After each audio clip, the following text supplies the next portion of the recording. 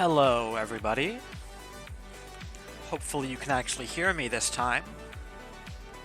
Unlike last stream where I spoke to myself for 8 minutes. Please sound off in chat if you can indeed hear me.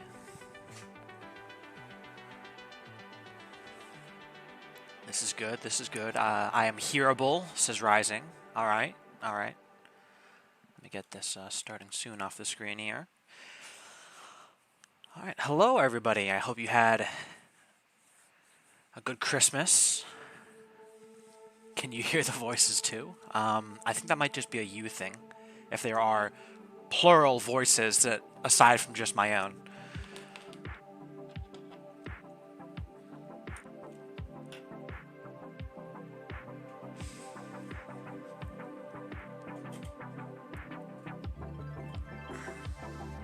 But yeah. So last stream we went over some of my pull quests, namely some stuff surrounding new mineable gameplay, new asteroid mining gameplay, and a feature for Azure, allowing systems to be hidden from the map. AA says, by the way, hello, my first Endless Sky stream. Hello. We have Benny here, Sog, Russian Rav is new, Tybe, Doom, Rising. Got a good cast of characters so far. Last stream, though, we left off with my projectile penetration pull quest, or rather, I think we've technically finished with the Shrouded Systems pull quest, and then I was like, I'm hungry. Pizza's here. Oh, it's Alex, okay. Russian Rav is Alex Rav, alright, alright. Yeah, I know we have a few people who have different names on Twitch compared to what they have on Discord. Some people even have different names between Discord and GitHub. Sometimes it can be hard to tell who's who. But, yeah, I will now refer to you as Alex when I see you in chat. Who's the other one? Iraqi, is it? Or is it Azure? One of those two has a different name on Twitch than on Discord. Some would say it's the same person. And they, in fact, have two separate accounts. But I'm not so sure I'm convinced about that just yet.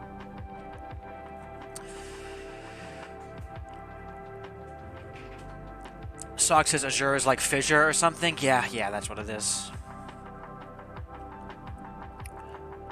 But yeah, so, yeah, as I was saying last stream, I said I have one other pull quest of mine that we could look at, but it's not really in a ready state, so I said I was going to touch it up, finally get it across the finish line, and then maybe talk about it next stream. I don't want to look at it too much today, because this stream is honestly probably is really meant for other pull quests aside from my own. I don't want to spend too much more time on my own stuff, especially because this is the last one. We could playtest this on stream, but really, it's just going to be me shooting at stuff. I have this this checklist here just to make sure that everything is actually working. Now, if you have followed the development of this feature, this is allowing projectiles to hit ships multiple times before finally dying. So, in this case, I am testing a energy blaster with a penetration value of 10. That means it can hit up to 10 targets before the projectile finally expires. But if you're firing at a particularly large ship, that could actually mean that the blaster bolt will hit the same ship multiple times. It'll hit it on the first frame, and then it'll move forward a bit, hit it again, so on and so forth. And I show here going long ways versus short ways across the ship. The projectiles that will actually die inside the ship instead of being able to pass the whole way through, given the speed and projectile or penetration count on these projectiles. I even showed that you can actually have a laser hit multiple ships in the same frame, because this is hitting the same ship multiple times across multiple frames. But right here I have a laser, the Dragon Flame, in fact. I penetrate through this world ship. You see it spewing fire everywhere, and then I actually hit the cruiser behind it that I'm targeting. As you can see, its health has dropped.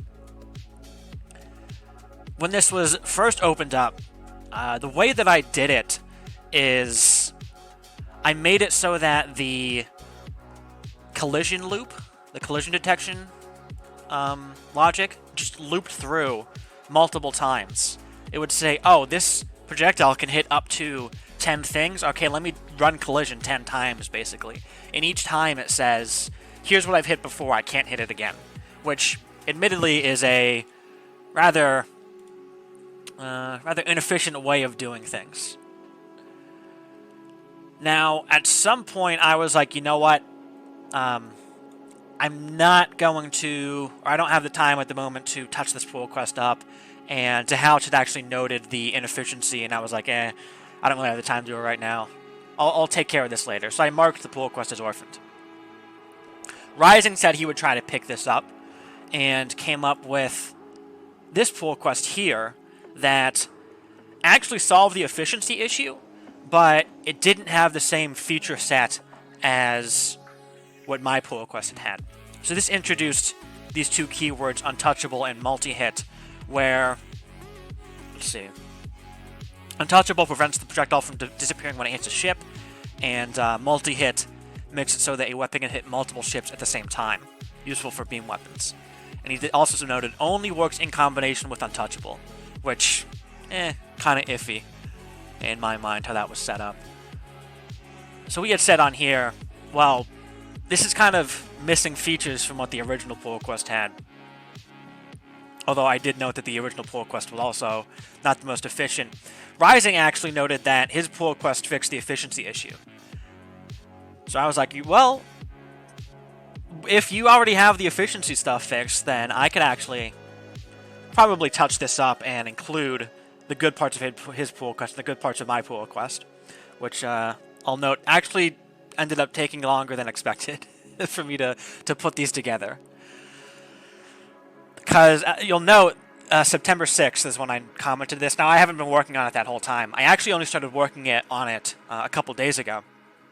And I posted this comment noting I actually spotted a bug with both of our code where this would actually completely break in combination with the damage drop-off mechanic that projectiles can have. That being, after the projectile has traveled a certain distance, its damage will be decreased. An interesting thing with lasers is that a laser projectile is created and then it dies in the very next frame. What makes that interesting is that in the projectile code, I don't want to... I'm starting to get a bit too technical here, but I don't want to get too technical into the details of how collision detection and all that works and projectile movements. But a projectile does not move on its very first frame. So what ends up happening is on the next frame after the projectile calls move, it dies right here. But in order to determine how far a projectile has traveled, that's all the way at the bottom of this function. So a laser never runs the distance traveled code to figure out how far it's moved.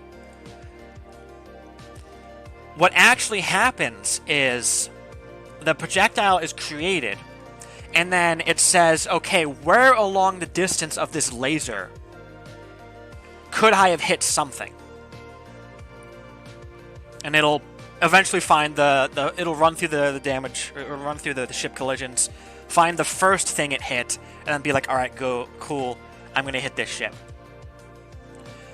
The way what happens there is, once a projectile hits a ship, it calls this explode function. So I was like, alright, well, I'll just add the distance from the starting point of the projectile to wherever it hit the ship to this function. Ta-da, we're adding distance traveled here. As soon as you're hitting multiple ships in the same frame, this breaks. Because every single ship that's being hit is calling explode, which means every single ship would be adding to this distance traveled, which isn't actually true. It's not actually the case that that a projectile is traveling even further every time it hits another ship, because it's only traveled so far in that frame. This shouldn't be adding within the same frame. I actually ended up fixing that pretty easily. I thought it was going to be a bit more difficult. When a ship, or when a projectile hits a ship, it puts all of that impact information into this impact info function, or class rather. It turns this object, and it turns that in this getInfo function. That actually includes the distance traveled. So I was like, oh well, then we'll just say where did we hit the ship? Add that to our distance traveled value that we're giving to this impact info. I think this was the last thing I did. Because what I ended up doing first was like majorly refactoring how the collision set works. So the collision set is what deals with actually determining if a projectile has hit a ship. And what that would do is there's this closest hit double that gets passed to the collision set as a pointer. What that is saying is what is the range, the closest range at which I have hit something. It is a value between 0 and 1, which is basically a percentage along the length of the projectile, or not really the length of the projectile, but where the projectile moved in that frame. So down here we have this from and this to point, or these points. From is where the projectile starts. To is where the projectile is moving to in this frame. And then closest hit is then some value between 0 and 1 along this line that the projectile actually impacted the ship. This would then return the body object that was impacted. So a body can either be a ship or an asteroid, or various other things, but in this case it's either a ship or an asteroid. This worked well if you could only ever hit one thing in a frame, which the whole point of penetration count on projectiles is you can hit multiple things in a frame. So what the engine would do is it would say, okay, I'm a projectile, or I have a projectile, what does it hit? It first runs through all of the ship collisions. It finds the first ship that was hit by this projectile, if any. Let's assume it hit something. Okay, well now closest hit is some value between 0 and 1. And this ship body, or this ship object, actually has a value to it. It's not just a null pointer. We save the ship that we hit to this hit variable. Then we would run collision detection on asteroids. And we see, do we hit an asteroid? But to determine if the asteroid blocked the shot, we give it this closest hit double, which is now, again, some value between 0 and 1. And we only get an asteroid returned if, 1, it hit an asteroid, and 2, the asteroid was closer than the ship. That is, the asteroid blocked the shot. So we would then reset our hit pointer, saying, okay, now we didn't actually hit anything, and then say, okay, well, we did hit this asteroid, though, so we saved the hit velocity, but this hit pointer is only for ships. And our closest hit is less than 0, which means we hit something. But this act of resetting what we hit before just does not work out for hitting multiple objects. So I'm kind of jumping around the red lines and the blue and the yellow, or not the yellow. I'm colorblind apparently. The red lines and the green lines. The green lines are the new stuff. The red lines are the old stuff. What I've done now is there's this new collision object. A collision is you hit something, you hit somebody, or nothing. What is it that you hit, and what range did you hit it at? What's your intersection range from where the projectile started to where it ended off?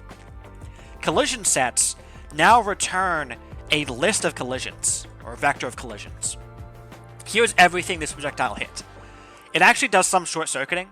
If your projectile can only hit one thing, then it says, okay, just return me the closest thing. I don't care what else you hit. And there are still functions for returning just the closest. But for the purposes of projectiles now, we have this line all function that says, return me every collision that occurred. What we do now is we run collision detection on all the ships, so give me all the ship collisions. Then give me all the asteroid collisions right here. And I've split this up into normal asteroids and mineable asteroids because they have different collision types. Then we sort all of our collisions from closest to furthest, then run through all the collisions in this loop, doing the normal damaging of stuff. We say, okay, if we hit a ship, damage the ship. If we hit a mineable, damage the mineable. And then is the projectile still alive? Like, did it run out of stuff to hit? If yes, we break out of the loop. Or we run out of collisions, in which case the projectile is still alive. given that I've completely changed up how collision detection works, well, not completely, but the way this collision set is working is now very different than it was before. I now have all of these test cases, basically, of let's make sure everything works and make sure I didn't break anything. Can you still damage ships? Can you still damage manifolds? Can you shoot normal asteroids and nothing happens? Do ship explosions still work? Because ship explosions are technically a projectile. Does trigger radius still work? Do phasing weapons still work? Because those behave very differently. And then all of these cases of does the penetration work? Does blocking a ship with an asteroid work? Does damage drop-off still work? Can you combine damage drop-off and penetration? All of this has been changed up. So if you have the means to test all of this, please do so, I guess. Ryzen says you should definitely use the other display mode, the side-by-side.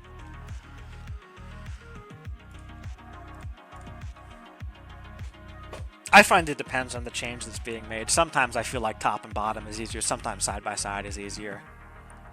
But I think for the sake of showing off what I was showing off, yes, side-by-side was probably the better option to choose. But yeah, so left side is all the old code, right side is all the new code then. AA says me pretending I understand.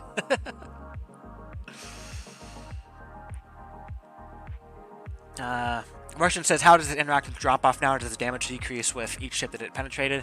I kind of went over that. The intention was no. I don't want that to be the case. That was kind of a bug that was the case.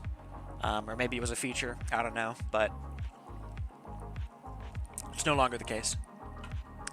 With the way this is set up, damage drop-off and projectile penetration, they are their own mechanics. Did you realize something? Oh, never mind. This actually is fine. I was going to say I removed the get here, but that's because I changed the name.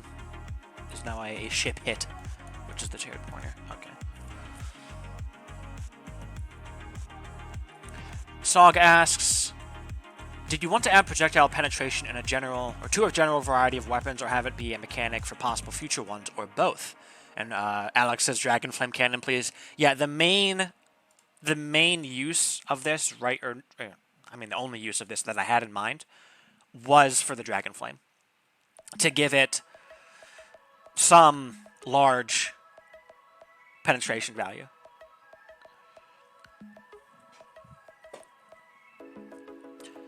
Although, actually, I think something I did in here will break it.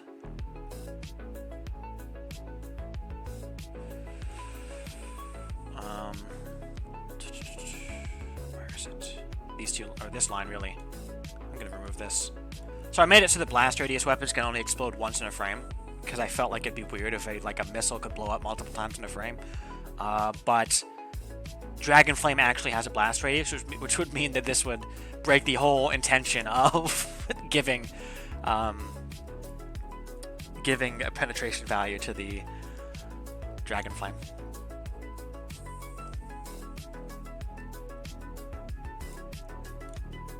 So I'm actually just remove that. I thought of making, like, we could add more mechanics on top of this. I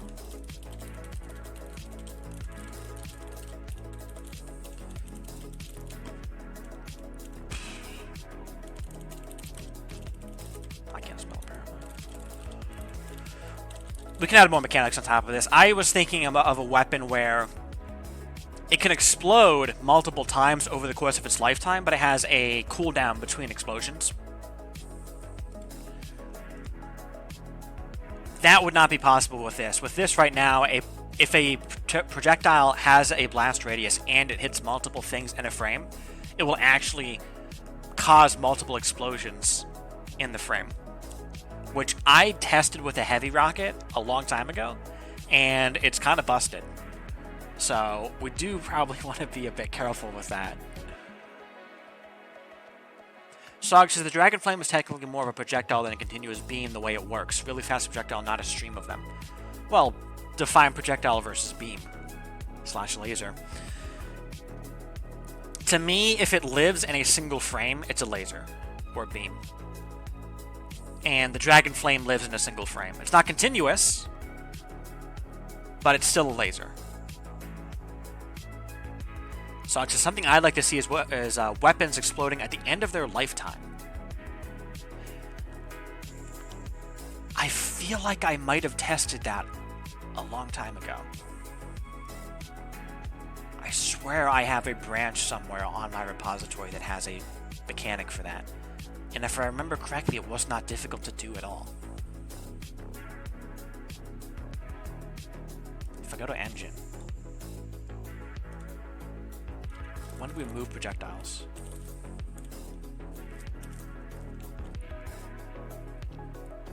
So we move all the projectiles, and then further down we do collision detection. I think the way I did it was, if a projectile is on its last frame, consider it to have exploded.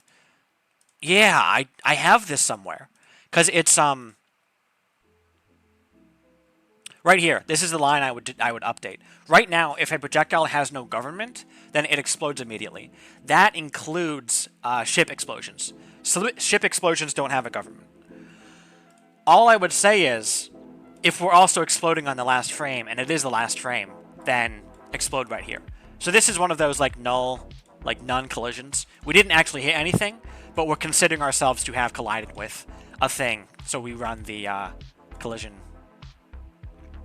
stuff over here. That's really only for blast radius weapons. Oh, also, I noticed that blast radius weapons only have an effect on ships. They don't run on minables.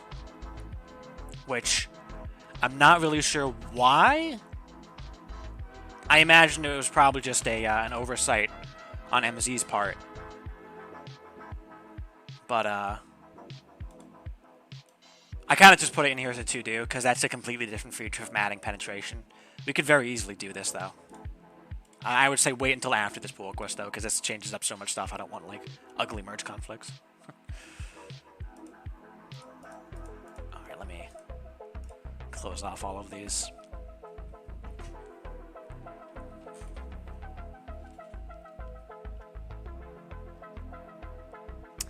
AA asked, how would this work with the high ion cannon? Well, it wouldn't do anything special if we didn't give it to it. Saga asks, or says, something I'd like to see is weapons. Oh, yeah. Like for a flak type weapon? Yeah, and Rising says, wouldn't be too difficult, right? Yeah, it should be very easy. Like I said, I think I actually already had it working before, and I just held off on it. There's actually a few mechanics I've held off on in terms of new weapon / projectile mechanics. Because this projectile penetration one was just higher on the list. More people were interested in it. And I didn't want 3 separate things all active at once, or 3 separate pull requests all active at once, that changed how projectiles behave. Especially because multiple of them actually touch the same collision code in the engine.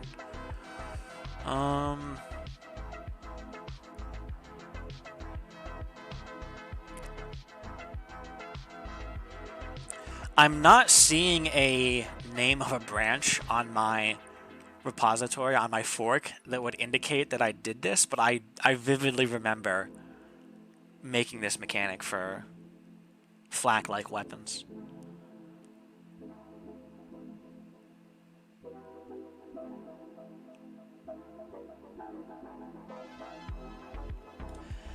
In some sense, you could use trigger radius right now, but it's not the same. It's not the same. Because what I'm imagining now is a weapon with a split radius. Give it a 2-stage weapon. Once it gets within 200 units of its target, it splits. It creates a new projectile that has a random lifetime and explodes at the end of its lifetime. That way you get more of a flak effect of hitting around the target. Instead of, with trigger radius right now, you would always explode at the exact same distance from the target. Is that what you're thinking, Zog? Does that mental image fit what you were thinking?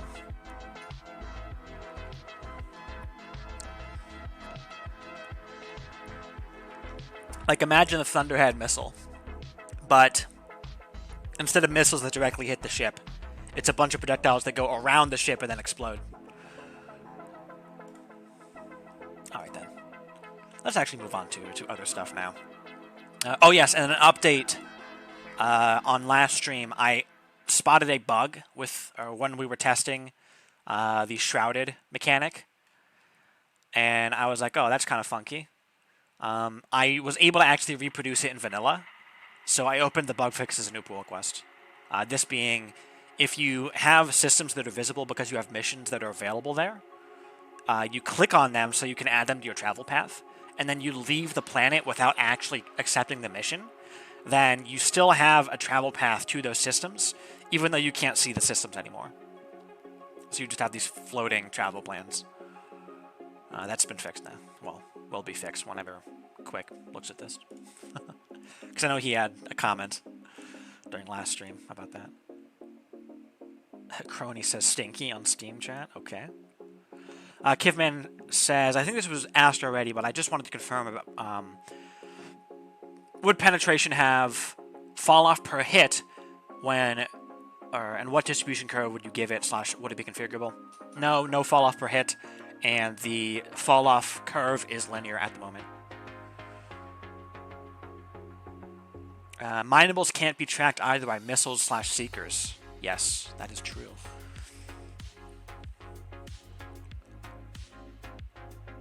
Flak weapons would be very nice. I do wonder how hard it would be to make a Flak AM weapon, too. Very hard. The way that anti-missile weapons are currently coded is they are always lasers. That is, they always last a single frame. They don't actually create a projectile. They don't even actually last a single frame then.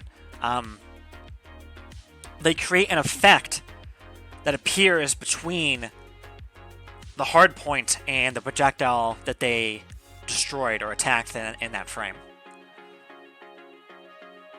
So you couldn't really have a splash anti-missile weapon. So that is, so you couldn't have an anti-missile weapon that fires at one weapon or one projectile and then explodes and kills other projectiles near that one. Kiv says I pointed the missile and say disappear. That's basically what the AM does.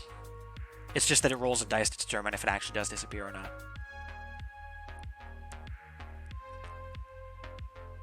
Would splash weapons damage neutral ships? Asked AA. They do now, yes.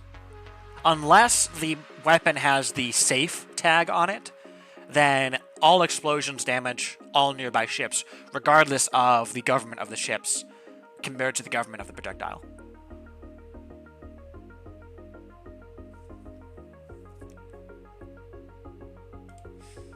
Alright, though. What do we want to get to?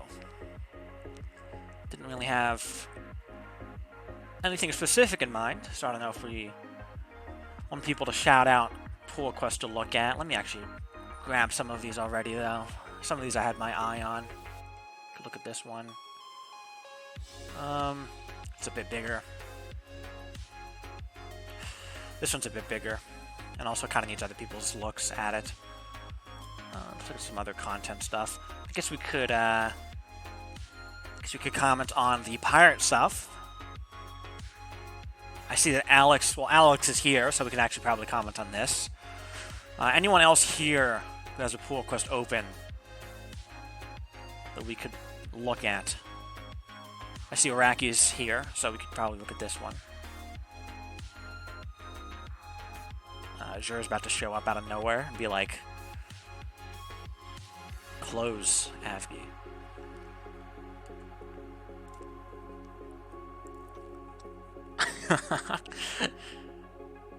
Alright, this is my singular open pull request.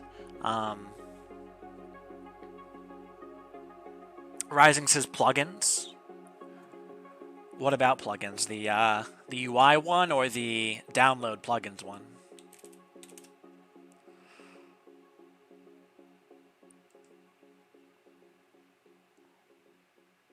Because I don't know how much we can really get through the... Like, how big is the download plugins one at this point?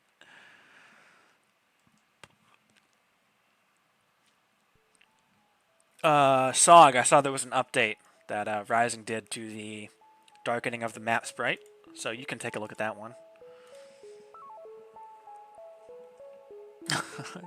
Araki says, if you say gameplay over realism 3 times in front of the mirror, Azure shows up.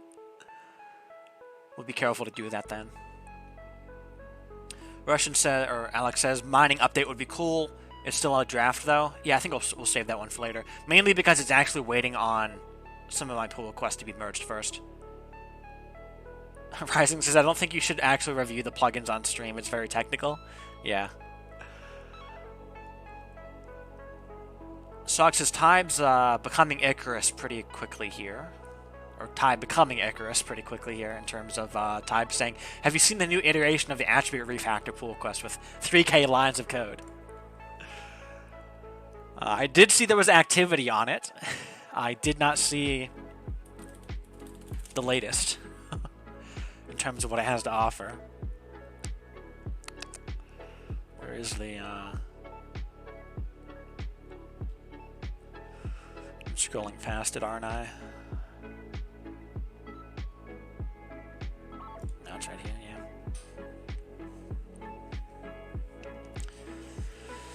3,000, jeez. What are these?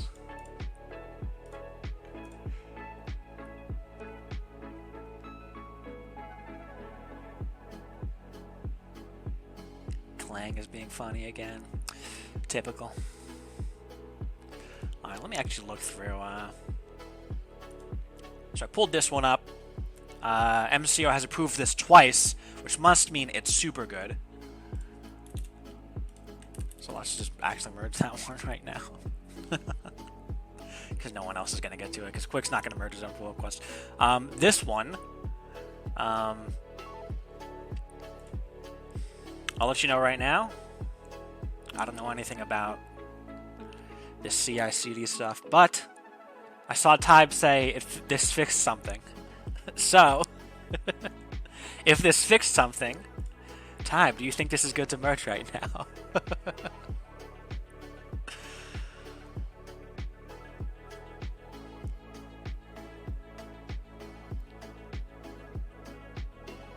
Tybe says he thinks so. Alright. Raggy says, Quarg have forbearing, which makes it so they're only hostile if 10% of their HP goes down, so it'll be very hard to do that on accident. Referring to AA saying splash weapons would be interesting. Just imagine accidentally hitting Quarg ships and having to load your game for 3 times in 1 hour. Merge without review, shaking my head. There was an approval. There was an approval. If you're talking about the other one. If you're talking about this one, Tybe just approved it live. You know, yeah, just verbally speaking. So. Alright, let me... Speaking of approvals, Hurl approved one of mine. So we can actually just probably merge this one right now. We're getting... This is a merge stream, alright? Review and merge. Everything's going to be done. By the end of this stream, we're going to be at 115. No, not actually. 120, let's say. What I did to update for this one, creating minables. This one needs some wiki updates, so we'll do those live.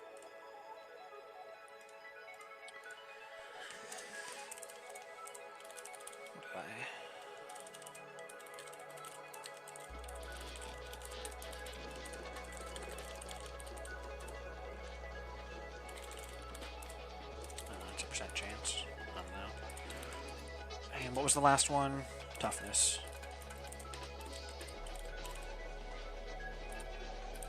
No value.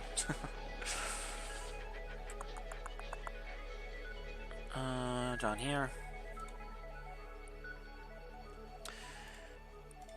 The outfit that is dropped by this asteroid after being destroyed, the count is the maximum possible number of the outfit that can drop, but one asteroid destroyed, only about 25% of the payload will survive on average.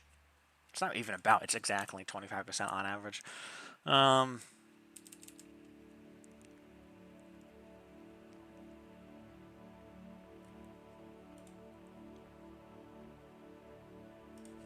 average by default.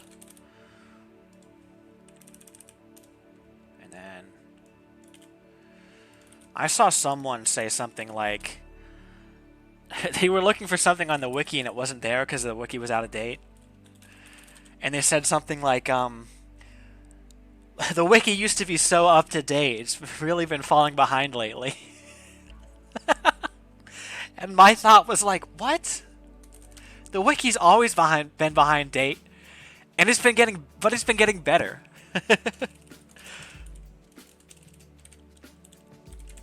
What is it? 0.10.5?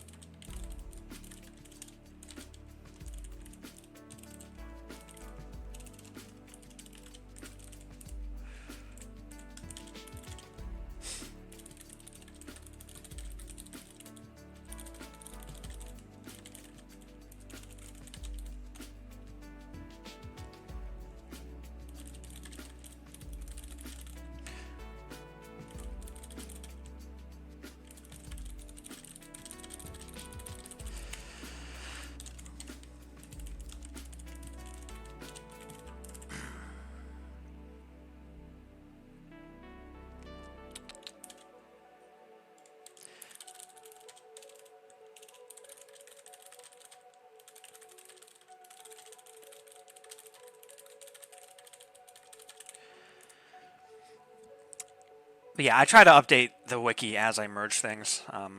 I know others sometimes forget.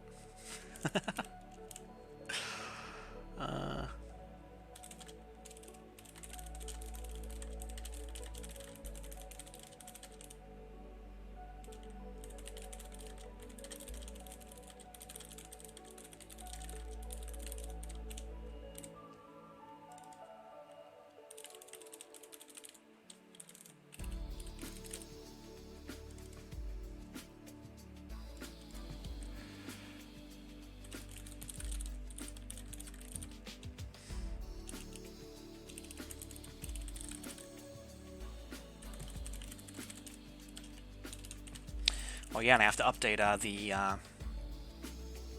creating weapons page too, or creating outfits.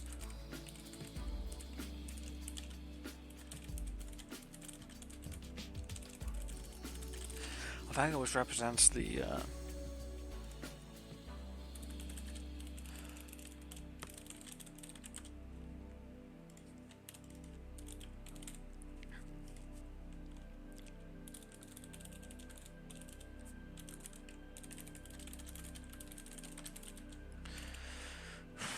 which is its which measures how resistant it is to having its drop rate chain or increased by prospecting weapons. And then here I would link creating weapons. I think that's how you do it.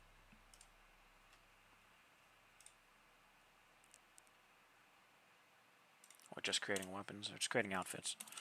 Keep forgetting that.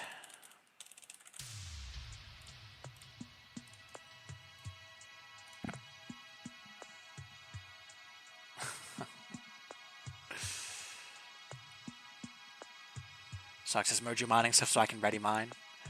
The other one still needs looked at, but this one is good. Alex asks, what about Hurl's high advanced start pull quest? It's seen recent activity. Yeah, he did message me about that.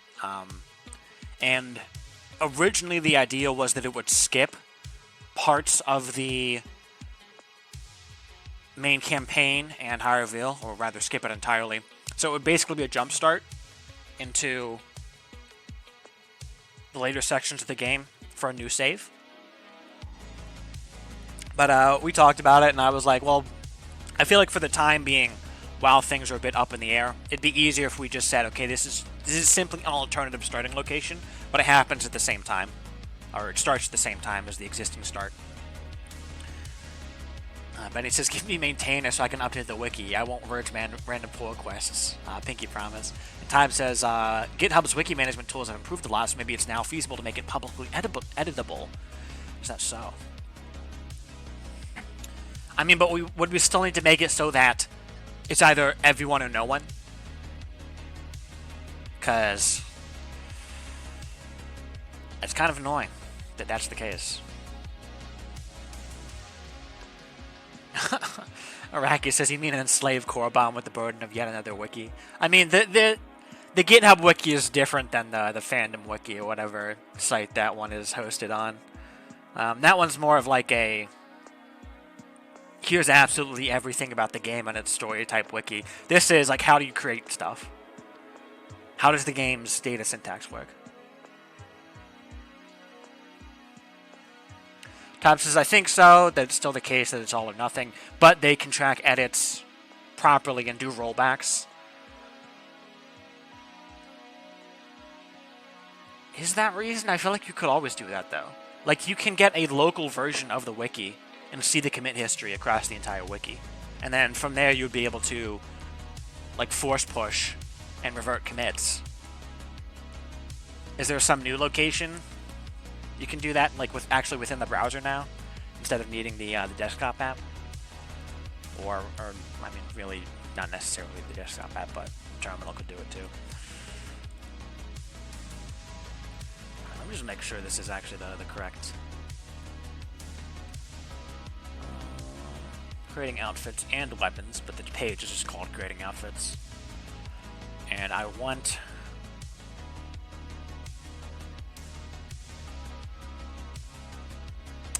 weapon attributes. Let's copy the whole thing then. Plug that in there.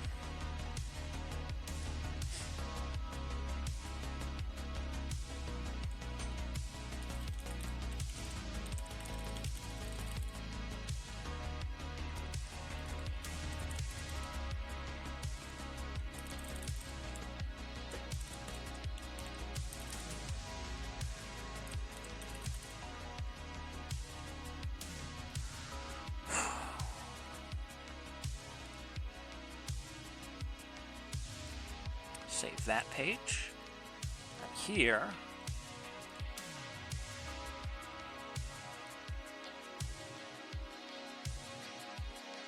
where would I put it?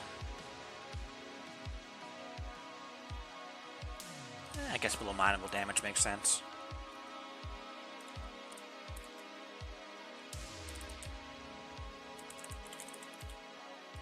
It's not really a damage type, though. I mean, in a sense, I guess it is.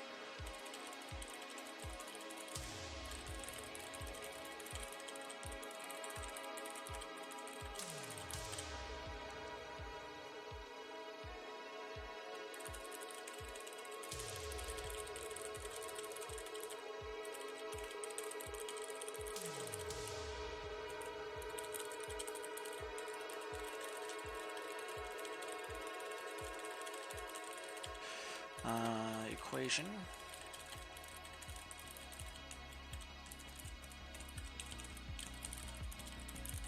is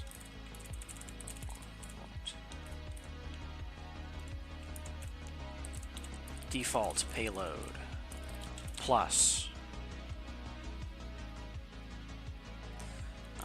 1 minus, or default drop rate, plus 1 minus default drop rate divided by 1 plus toughness over prospecting.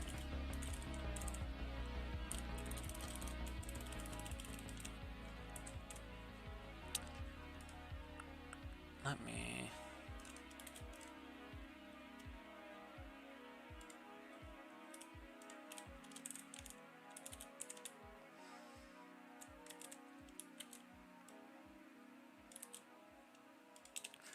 the link there. Prospecting increases the yield of the mineable object by increasing the drop rate of its payloads. The equation for the increased drop rate of a payload is the default drop rate times 1 minus that drop rate over 1 plus toughness on prospecting.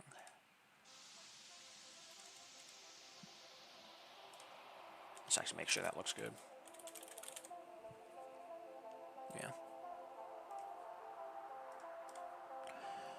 And then that is introduced, version 0.10.5.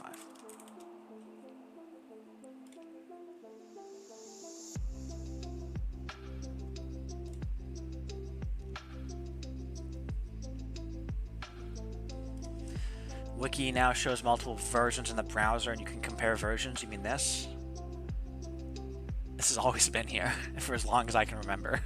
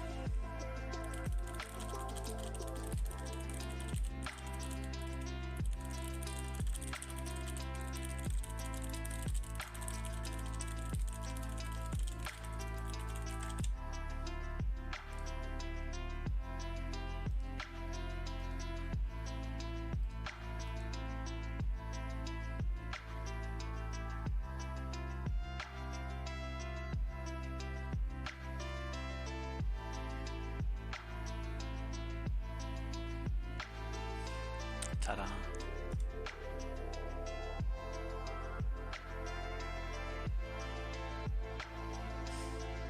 All right.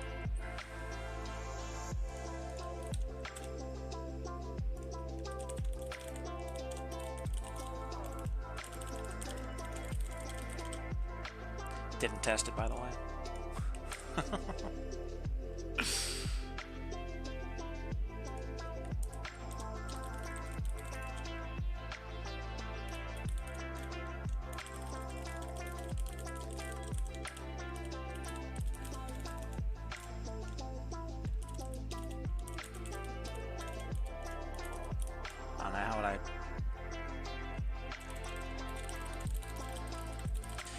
Mineable payload. Drop rate attributes.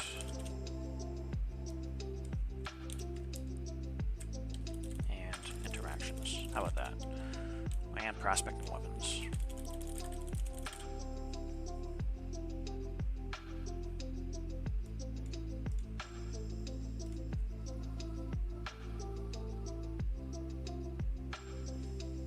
Benny says it looks better than before, though. It used to be just a drop-down menu, I believe. Standards in this. Alex says the background music in these streams is always so chill.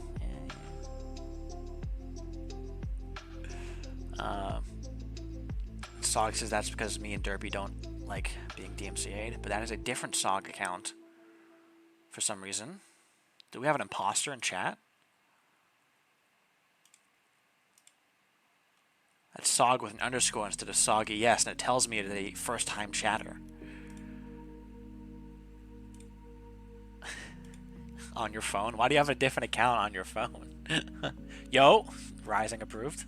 Okay. Well, if we have people approving things live, thoughts on the tractor beam?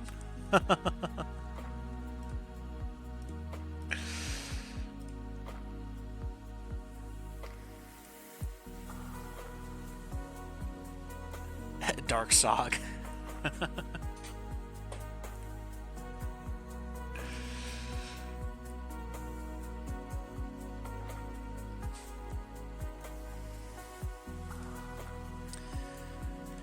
All right.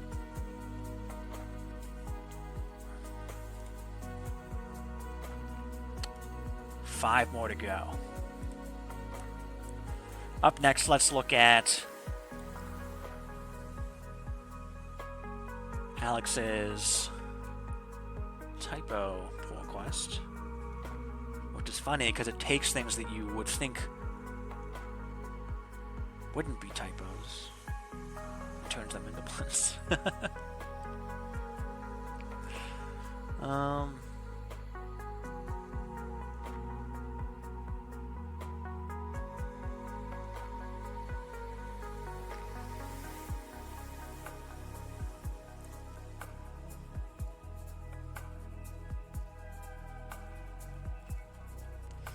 actually check the description here. Changes Sir to Captain. There was a bug where First Lass is told to take the mourners from Windblane to Windblane in the on-offer dialogue. See the screenshot below.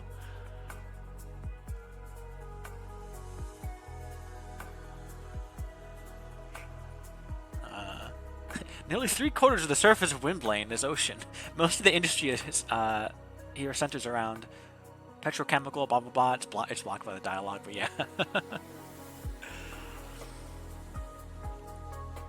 Change some instances of will to vil, of what to what, of was to was. Turned vu to who, because now and no indicate that who would make sense as is.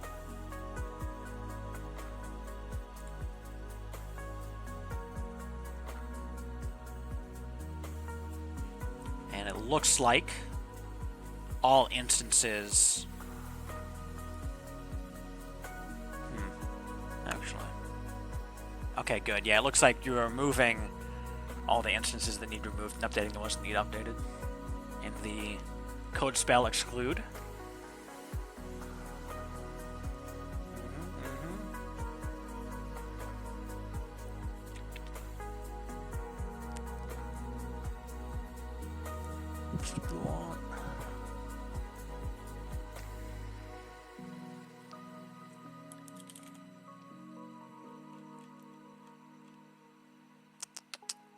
Maybe not. These vus to whos. Did these get removed from the code spell exclusion? It doesn't look like they are, so we might have some extras in the code spell exclusion now. Let me expand this whole thing.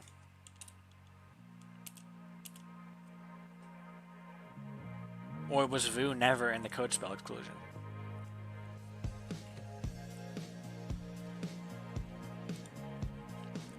Did it always say, oh no, this is fine? Taking the stopovers, okay, that's correct.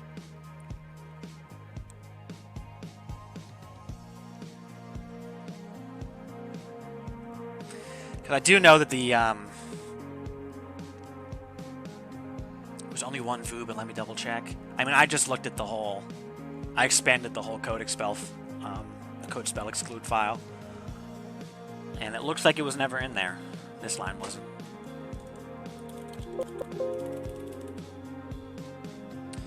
While we're here, she'd look away from you and continue. So looks, should that be looks away?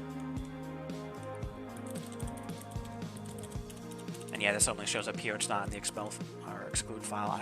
I keep saying expel.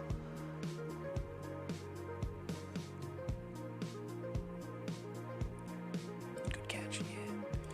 Yeah, I do know that the exclude is not going to include absolutely every possible typo because of the way that we do spell checking.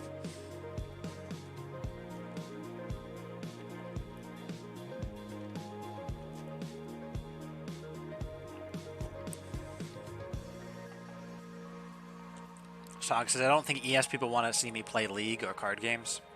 Well, you don't want to be a variety streamer? Throw everything on the same account? Rising says, I haven't looked at that, at the tractor beam stuff. Alright. Tractor beam bombards enemies with tractors, right? Perhaps it does.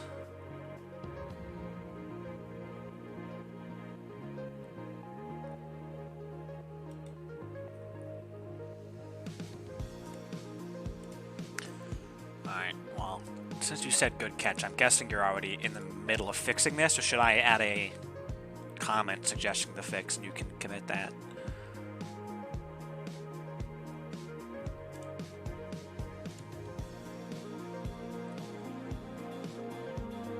We'll fix it now? Alright, cool. Other than that, I mean, you fixed what you set out to fix, it's just I caught something else that we could fix.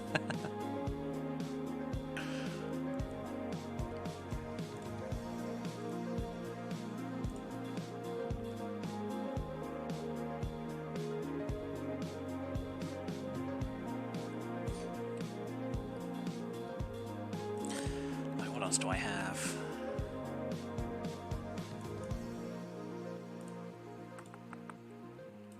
Drag the other Alex pull quest over here.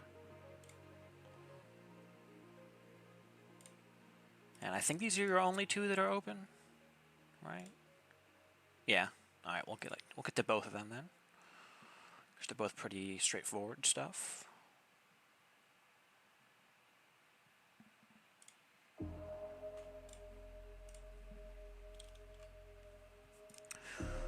We'll actually start looking at this other one.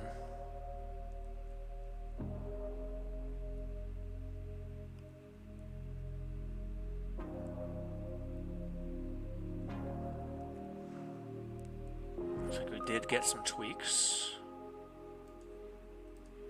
Let's see how it reads now. All these comments in the way.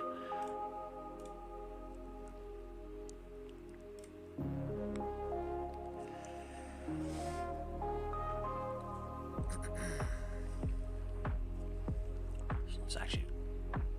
Where do we jump here from?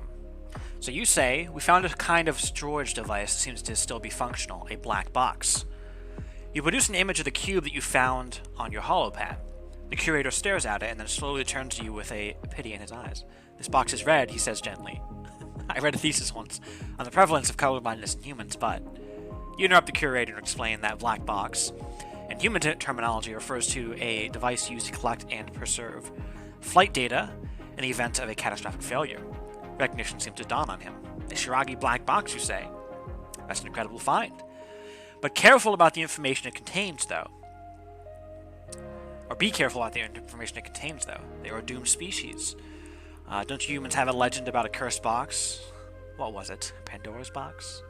In any case, I'm not any authority, or I'm not authorized to sell you documents, and so on and so forth from there.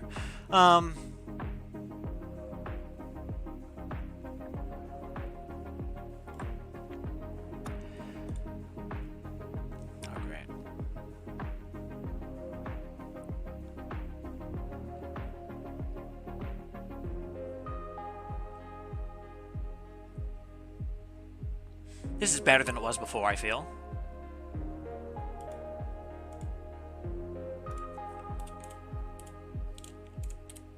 But swap the commas and the single quotes. Oh, also, there should be double quotes, because you're not inside double quotes already. And this is single quotes, but you gotta swap this.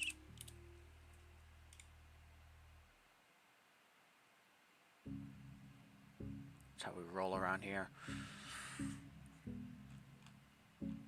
What else?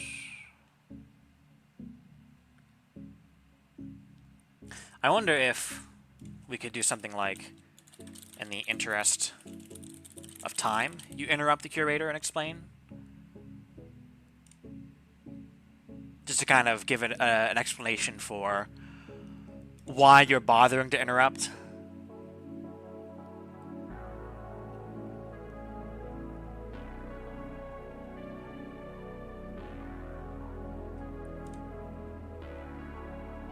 Thoughts? Alex says that works. Anyone else?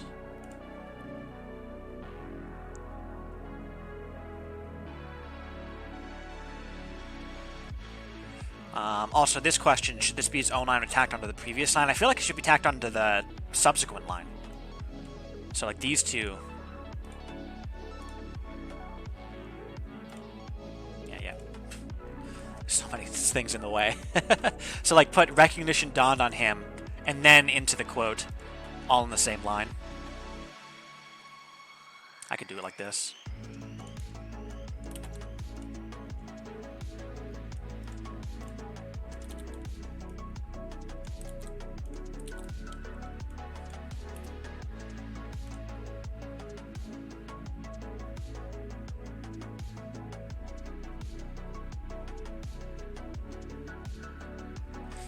Also,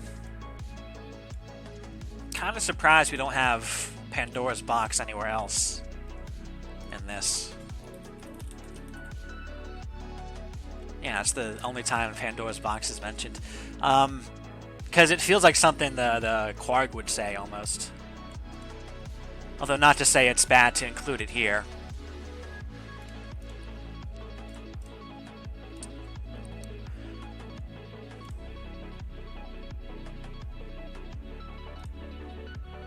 Alright, I'll push that review then. I feel like I might have mentioned that to the devs when we were looking at this once. I was like, oh, Pandora's box, how is that not mentioned yet?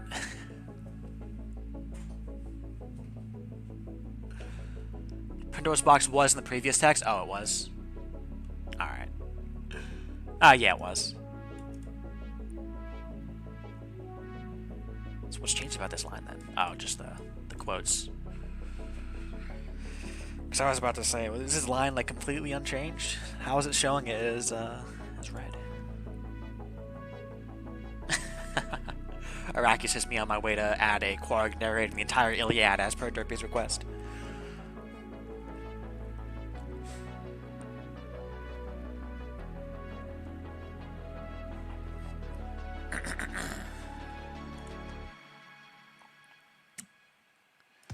Wait, this has been fixed. Look to looks. The looks max in this pull request.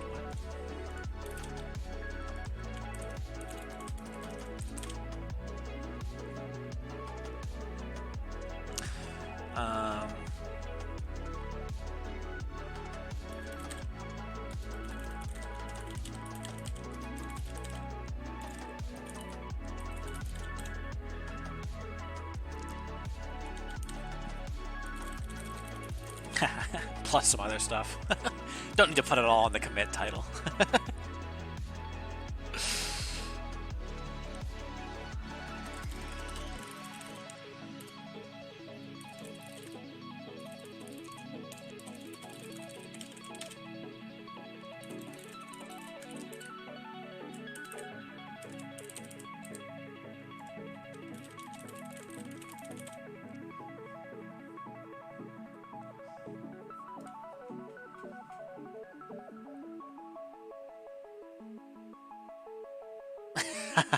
Sock says Derpy just merged the ES mission line because the ship was cool. He didn't read any of it.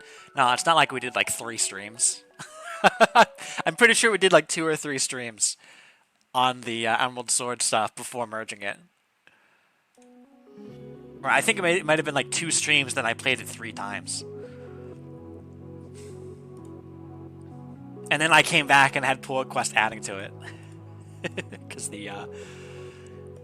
Because I felt like the original ending felt a bit too flat to me. So that whole interaction you have on the ship, I think was almost entirely me, if I recall correctly.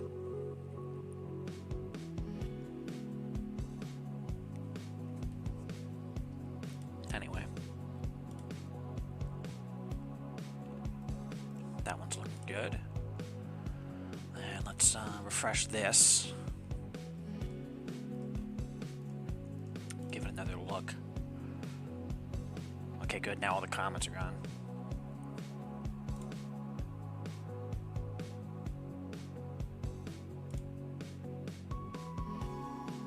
I versus Ive. It could go either way. I think keeping it as I is fine. I like that he says gently, though. Like, there's something about that. It's not just like he says it. It's like, he gently says it. He's like, oh, you poor thing.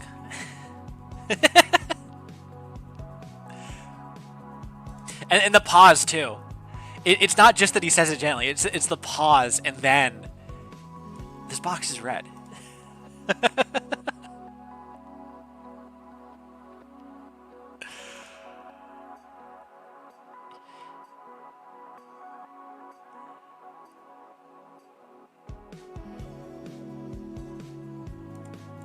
Alright, yeah, that's good.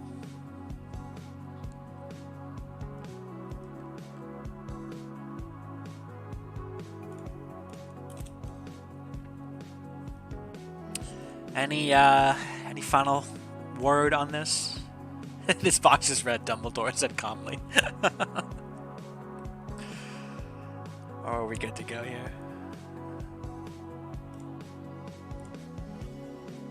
The pen is blue, says Kiv.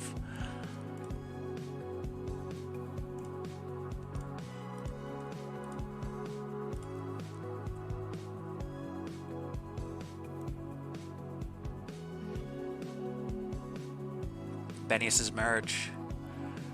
Rising says the really important PRs, the joke PRs. For sure. So much lore. Yes, yes. Alright.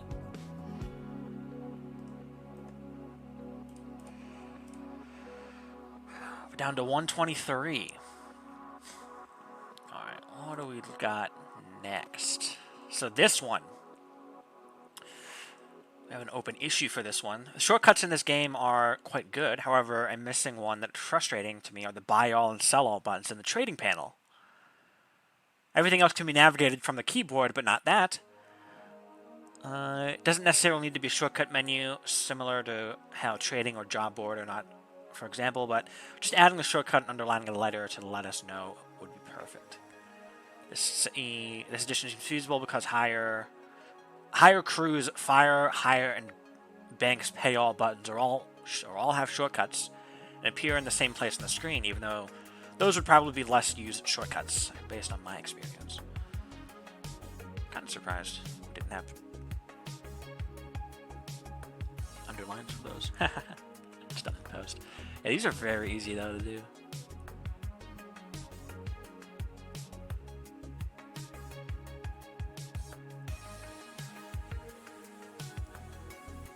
Oh yeah, that was weird. Like you can B and S go to bank and shipyard, but Shift B and Shift S do buy all and sell all.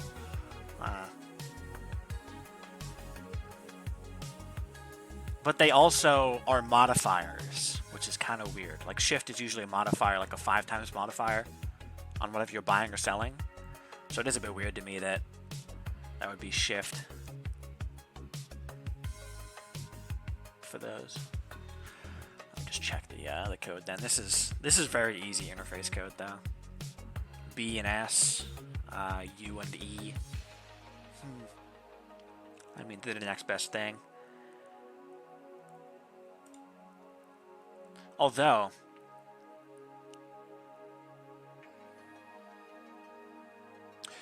I don't know if we've removed the old keys though, because there's bound to be someone who is used to the old keys.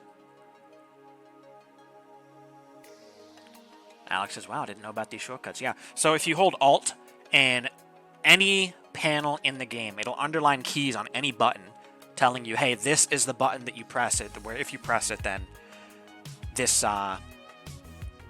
this key is activated. And then Shift, Alt, and Control are multipliers on whatever you're buying or selling. I think it's like 5 times, 20 times, 50 times for Shift, Control, Alt, and then you can combine them. So Shift, Control will do 5 times and 20 times at the same time, which is 120 times, or something like that. Shift B and Shift S. Oh, for these keys specifically? Yeah, it's I don't think there's any other keys in the game that it's Shift and then a button will activate this, or Shift and then a key will activate this button. So yeah. Oh, you cannot give suggestions across blah blah blah blah.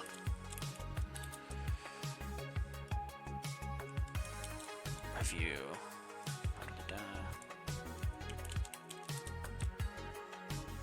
Yeah, there's no real reason to remove the old hotkeys. Just add to them. Because, like, look up here. Equals plus return and space all buy a single item. Minus, what else? Minus, keypad minus. And this is keypad plus. Backspace and delete all sell one. So we already have, like, what's this, 5 different keys here, or whatever this is. 1, 2, 3, 4, 5, 1, 2, 3, 4. 4 or 5 different keys for buying and selling. Do you know how many different... I was looking into the code once. We did this on stream before. There's, What is it? Let me pull it up. Source. It'll be dialogue, I think. Dialogue, yeah. Is it dialogue? Yeah, right here. Or no, yeah. Yeah, it's close request. You hit escape, or you hit W and control. Control W closes dialogues.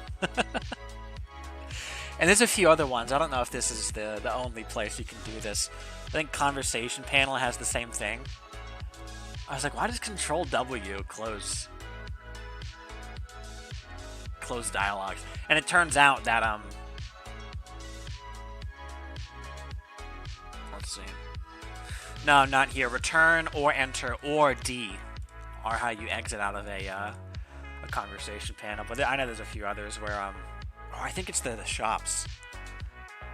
It's like, why does Control W work? Oh wait, it's a shortcut on like browsers or whatever, or like the Windows. Control W closes the window.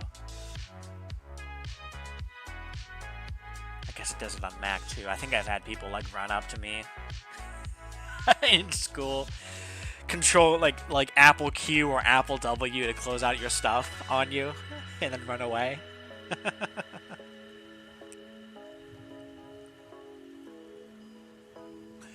Shop panel. But yeah, when MZ did this, he was like, "Oh, what are ways that people could potentially close things?" I've learned like stuff about my operating system from how things are set up here. Like, yeah, here again, W and Control to close your shop, or L or D or escape. Because holding Alt to see keybinds, you can do that in Windows. Like, pull up Windows Explorer, hold Alt, and a bunch of things will start having little tooltips over top of them to say like, hey, you can do this. I said 5 times 20, not 50 times 20.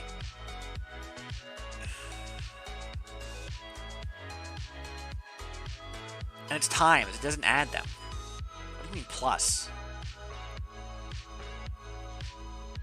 They're multiplicative.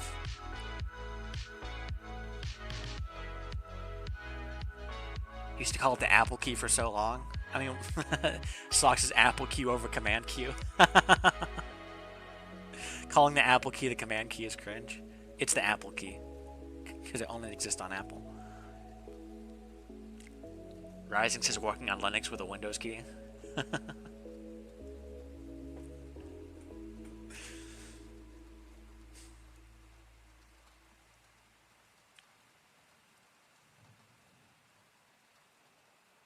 It took actually getting a job at Apple to change my mind, because people would look at me like I'm an idiot. No. You are there to change the culture, all right? You should have told them, no, everyone else calls it this. You guys are the ones who are wrong. Alright, anyway. I don't think there's any point in removing the old hotkeys. Looking just above these two buttons in the code, buying and selling a single item already has 5 or 4 hotkeys each. There's bound to be some people who are actually used to these Shift plus B and Shift plus S hotkeys.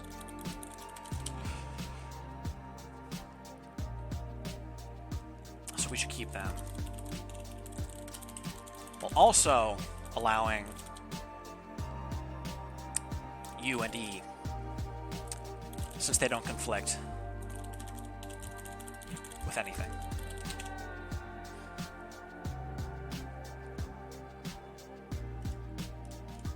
And since this is such a small thing, you know, we might as well just like commit these here, you know? Like, don't wait. Don't wait for this guy to show back up. What do you guys think? It's a first timer, so I don't know. If this was like Rising, I would do it, but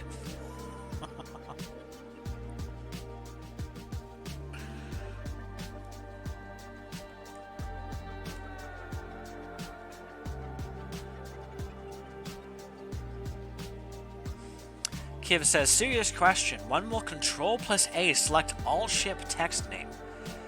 Oh yeah, that's an annoying one. The fact that Control A doesn't work in text inputs.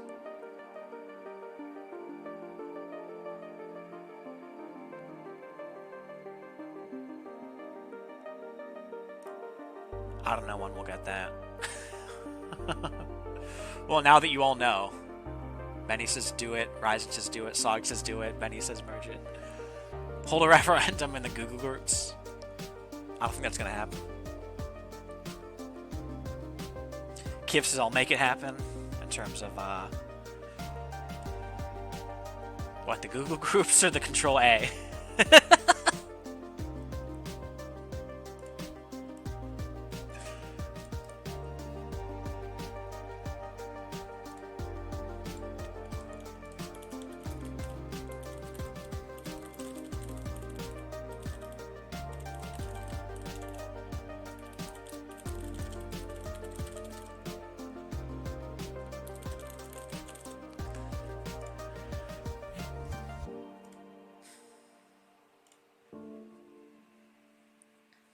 Referendums are worthless. Merge. Hold a referendum, but ignore it. Ah, yes, the EU approach.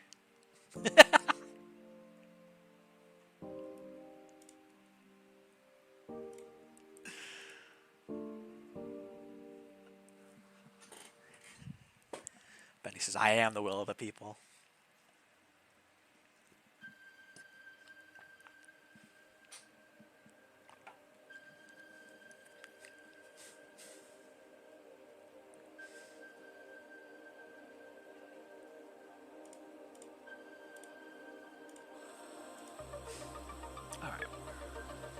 Well, I'll just let that run the tests.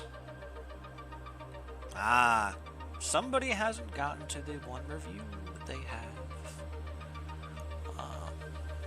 Lance K, I'm calling you out as having opened a pull request and not gotten to the review. Also said, I will do the pull requests for the changes to the sprite tomorrow. But it's 4 days ago. Ah, the classic. The classic. I'll get to this next week. 5 months ago.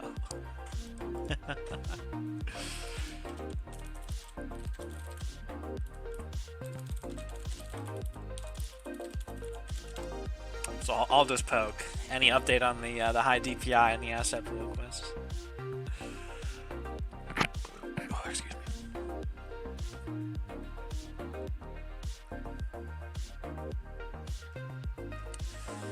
Wanted to wait on that one then. Unfortunately.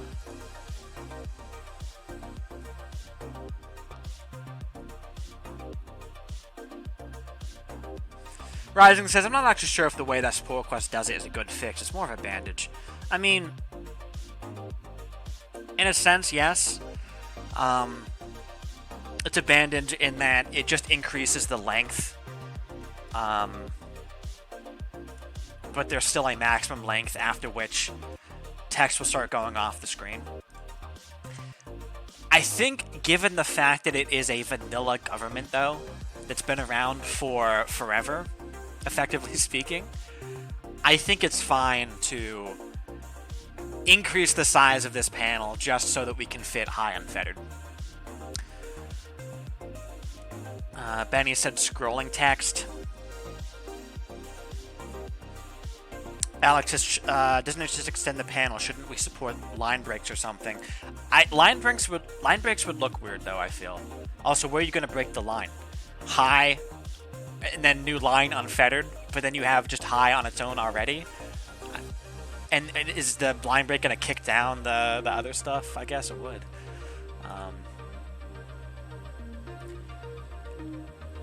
There are certain places in the game where, like the system name we probably wouldn't add scrolling or anything or line breaks. We would just say, oh, your system name is too long, just make a shorter one. We give you plenty of space up here for the system name or for the planet name if you've selected a planet. I think this is just a case of, like, yeah, just extend the panel a little and then say, okay, we're not extending it any further. Change the spelling of unfettered so it has fewer letters. I mean, I did think of changing it so that instead of hi in parentheses unfettered, it's just unfettered. As a display name. But don't we have enough space for... Do we have enough space for a bounty hunter that attacks high but doesn't enter a wormhole? Well, that has a display name of bounty hunter, so... Rising says, Coder's approach, break in the last letter. But that's not in keeping with our UI approach, where we break at the word and then justify the text. So you might have massive lines in between.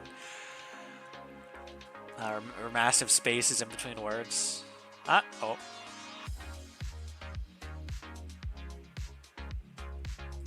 Alright, cool.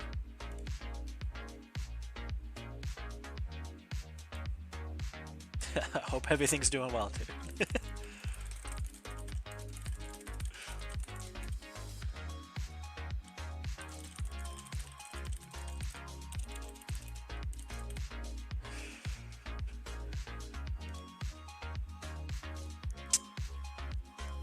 And no rush. No rush.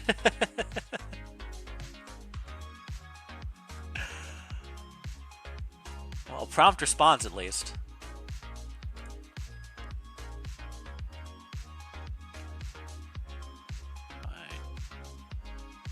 That's all passed, so I think we're good.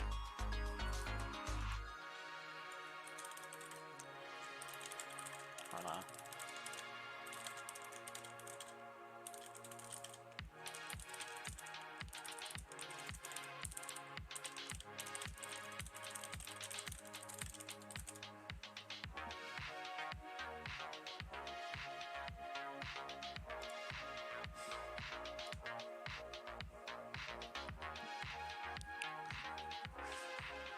And then...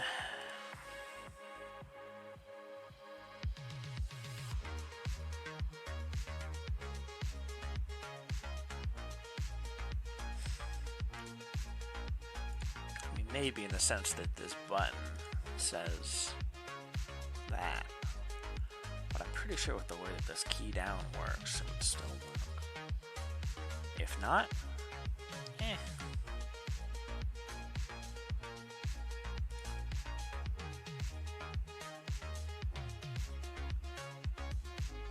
Oh yeah, never mind. I remember how this works now.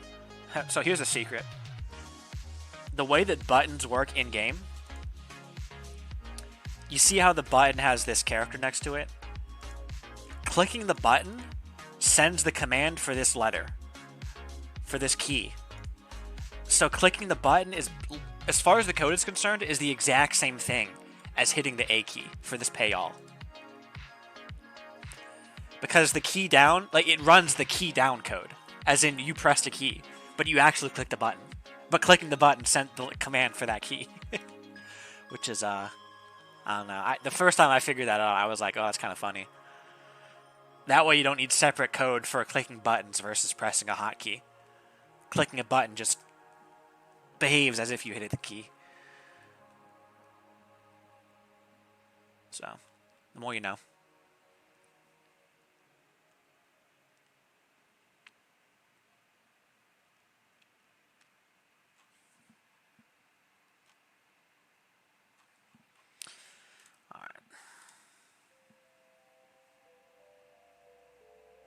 Maybe he opens email at the right time.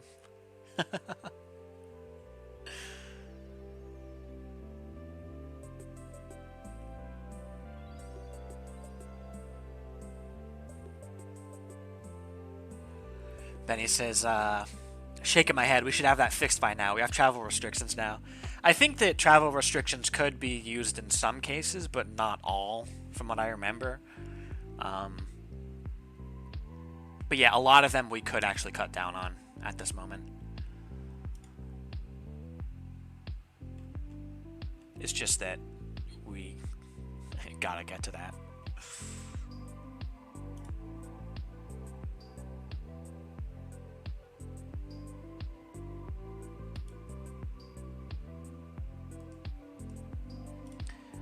And then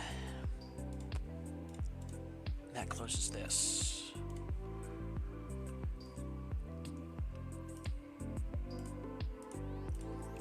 Alright, what's next? This one's bigger.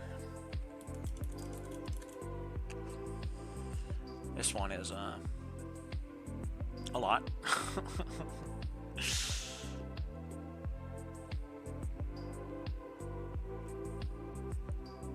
Yeah.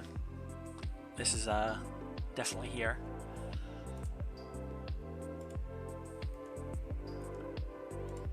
I'm gonna just take a quick glance at this and see how this is working.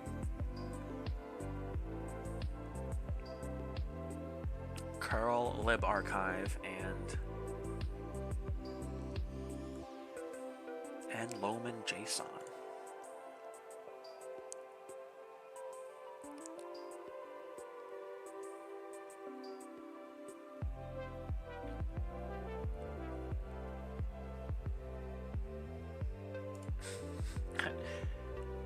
MZ would be like, just make your own JSON parser.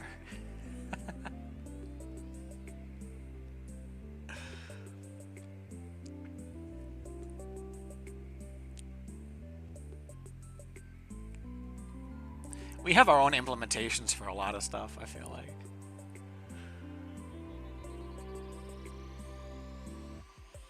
Ooh, delete directory for files, huh? Yeah.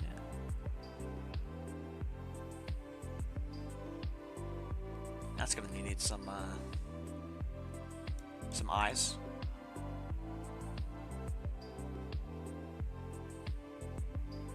Add a sprite to the load queue. Oh yeah, I guess we would need to load stuff on the fly. Alright. Because you would need to download the sprite for the image.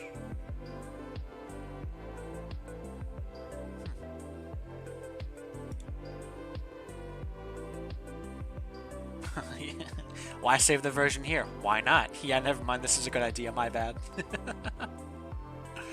I will note that actually load settings from file. Enabled current state version. Okay, yeah, that's fine.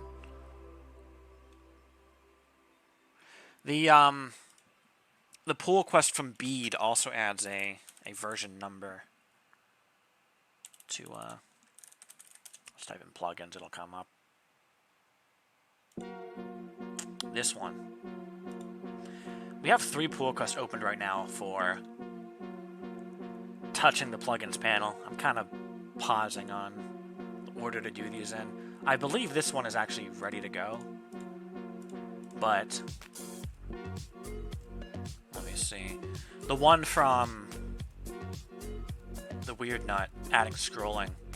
I need to review this after the latest updates. This one is also touching scrolling, or also touching the plugins panel by adding scrolling, which I guess kind of would get rid of the need for these next and previous buttons, because you're adding paging. Huh.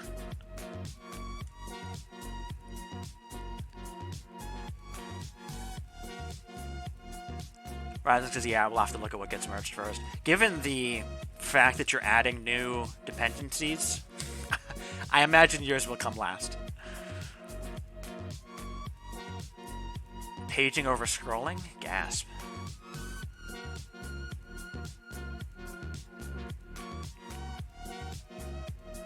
Doom says, really the solution is to let fleet definitions override aspects of the government, rather than needing to make an entirely new government. For every set of features, we want a specific fleet and a mission to use.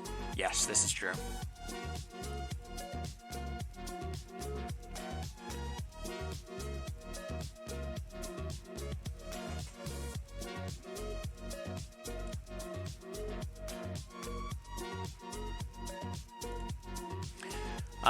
I will say, I think sometimes there's a place for paging and sometimes there's a place for scrolling. Don't think it's all one or the other. And I actually did say in this pull quest, I would be fine if we had paging on this left panel. I'll use that there. Like paging over here and scrolling on the description.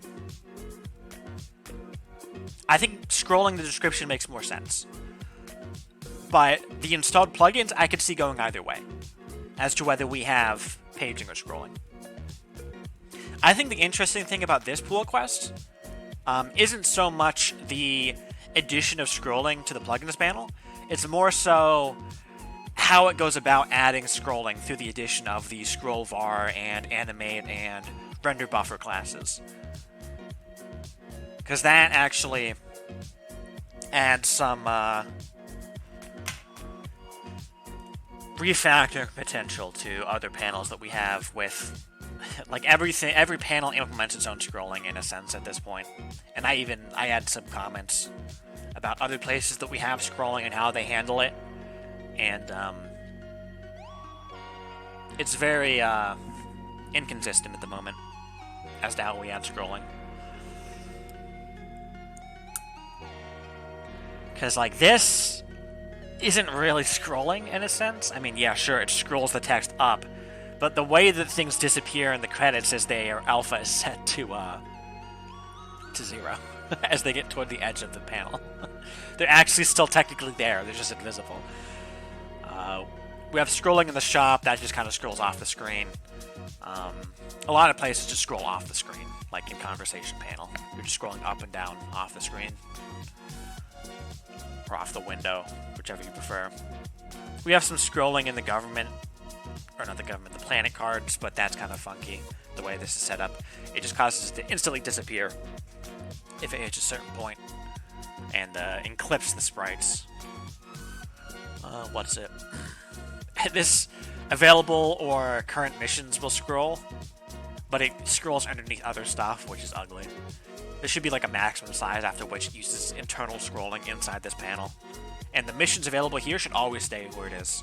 It should be that the mission names are what scroll inside of this panel. Kind of like what this is doing. Installed plugins is always where it is.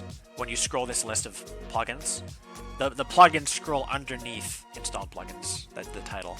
So we should have the same thing with missions. Missions available here, always stay there. Everything else goes under it if it needs to.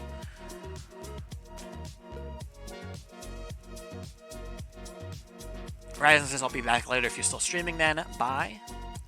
Goodbye. Probably going for another few hours, so depends on how long you'll be gone, but we'll see. Doom says, just have the list go off the bottom of the screen. Use more than one monitor if you really need to see the bottom of it. I have a monitor underneath.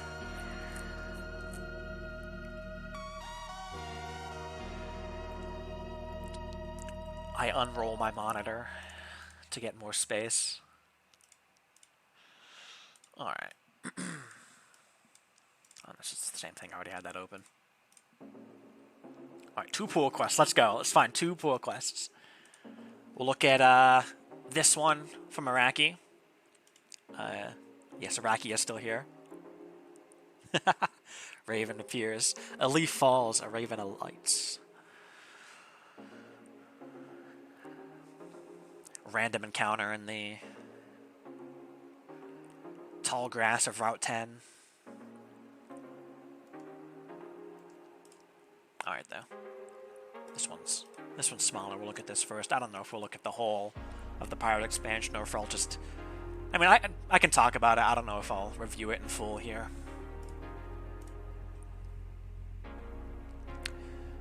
Wolfie says, can you look at 9484? I'm guessing that's yours. The account one. I don't know if I'll be able to... Yeah.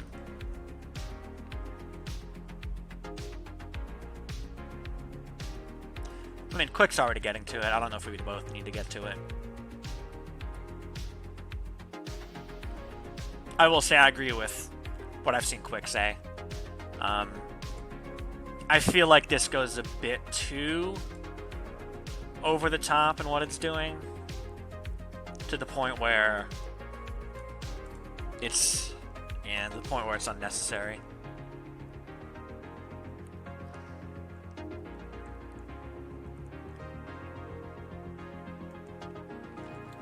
Because you'll find that in other places in the code base, we do the same thing, where we only have public getter functions and setters for the stuff that we actually use. If you need a getter or a setter for something that's inside of the class, create one, if it's not already there. Also, this styling of the comments, nah.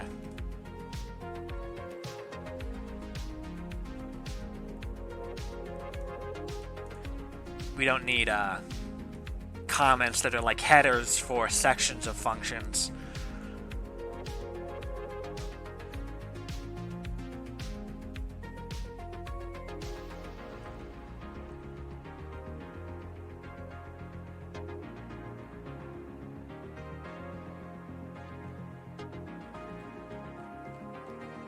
I understand the idea is to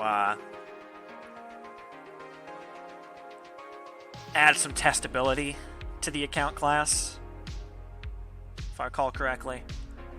But as Quick says, we can really just test what's already public.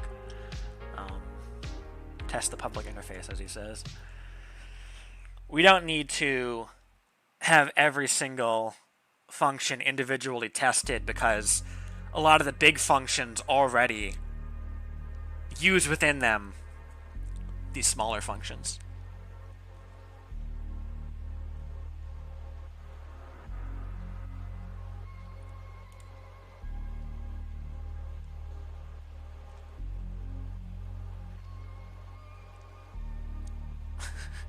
In my case, it's literally 9484.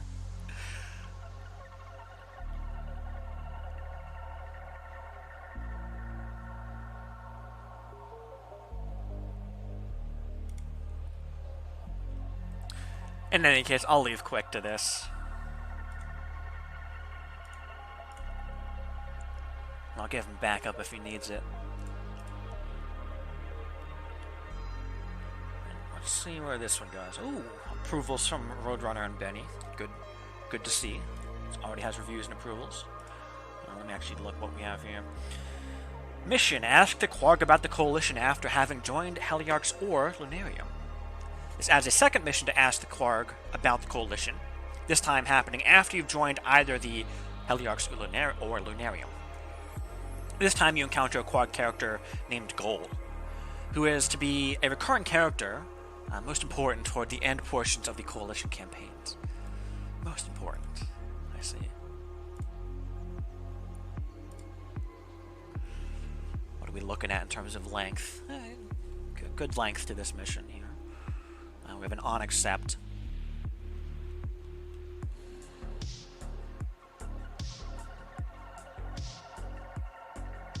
There's no destination. Now is there? I've already seen something we can do here. I'm guessing that deadline 1 on accept is purely for the sake of getting that log. Let me guess. Is there a decline anywhere? There are declines and there are defers. Okay. But if we hit label yes, that's when we meet this guy, right? Down here, we learned his name when you ask, "Who are you?" It's the only time we get his name. But do we always get his name? It's There's only one place we can accept. There's only two places we can decline or defer, which means as soon as you say yes, then that means you will meet goal, which means what we could do instead. I'll get rid of this here.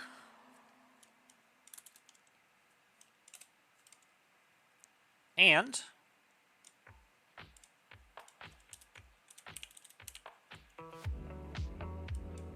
we'll use a conversation action. It's cleaner. Oops, not that.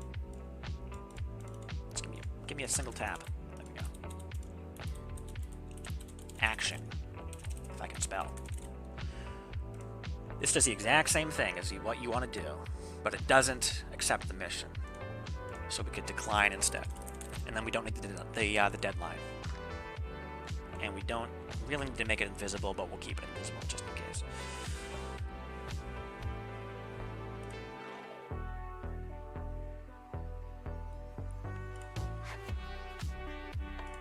So that's one method of doing things. So yeah, given that we have conversation actions now, there should really be no need ever to have a mission that accepts or declines just for the sake of using the onAccept or onDecline node, and then immediately failing the mission afterward. Because really the only reason you're doing that is so that you can use a mission action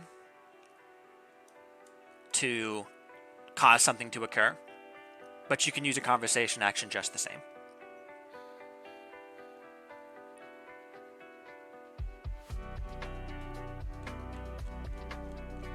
Alright, let's actually read through this. And I'm already getting a little hungry. Maybe this won't go for a few more hours. Maybe we'll hit 120 and then stop.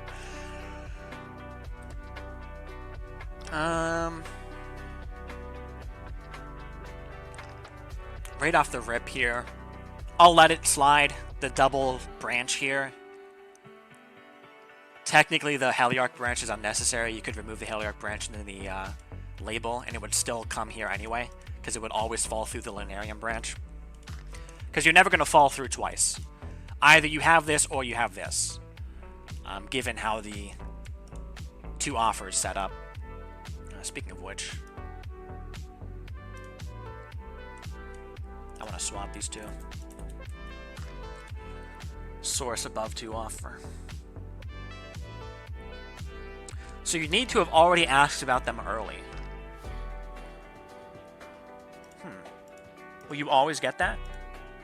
You always have asked about them early? Or, let's say, where's that mission even at?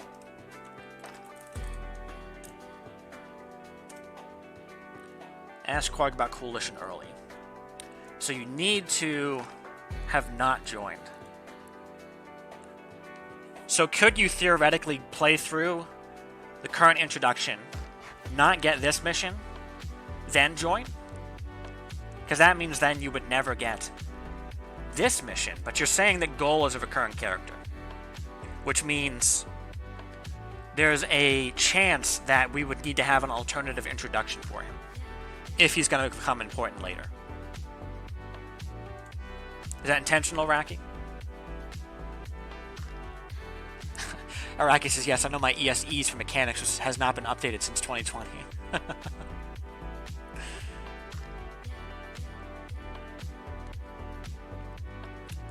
Alex says, or asks, would this change break existing pilot files? The change is in what the pull request does, or as in what I'm doing?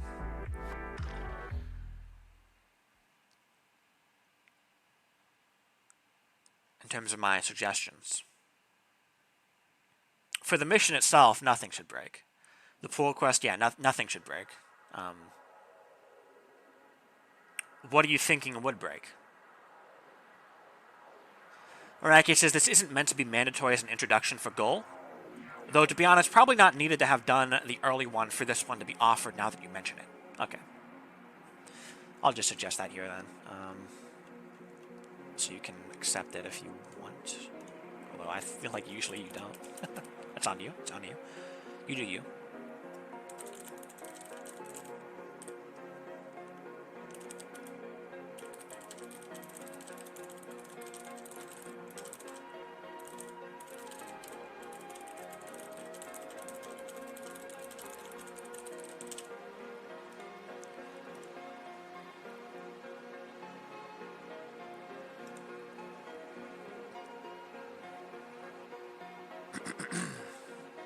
Alright.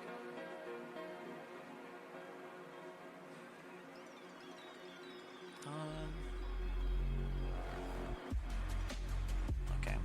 There's 2 branches.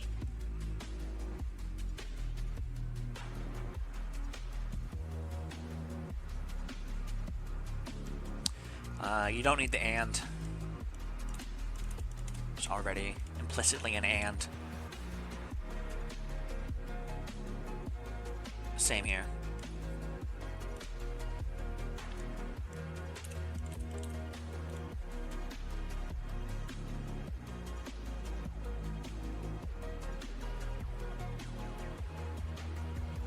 Hey, you're already using an action. Also, thank you for cleaning up after yourself.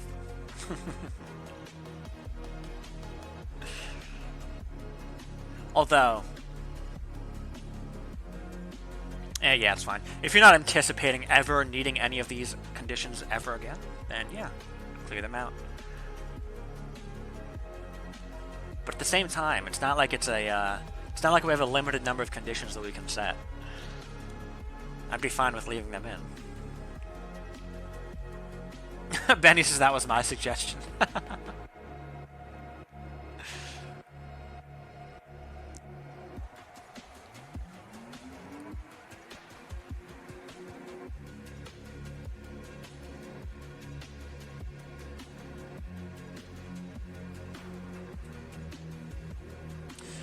Alex says, I thought this might affect people who have not asked the Quarg about the Coalition at all yet, but had already joined the Lunarium/Heliarchs. Would they meet goal? I mean, that's kind of what I was asking, yeah. But that wouldn't break anything, because if the expectation was originally that you had to have done the early section to get this one, then regardless of when this was added, somebody who did things in that order wouldn't be able to get this anyway. Actually, hold on, I'll update this here, because I shuffled it around. I don't want to break my own suggestions.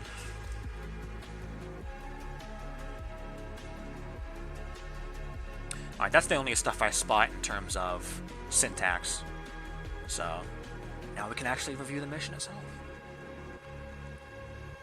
And then I might actually take a break to grab something to eat, because I am getting hungry.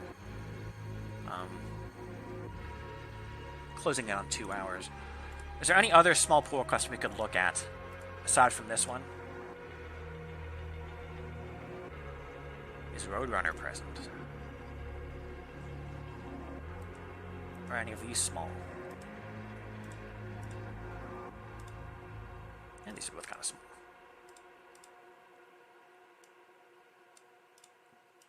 Is there anything smaller, though?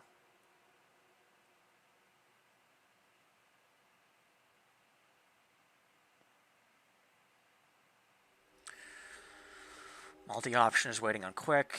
That one's waiting on warp. That one's a bigger discussion, I feel.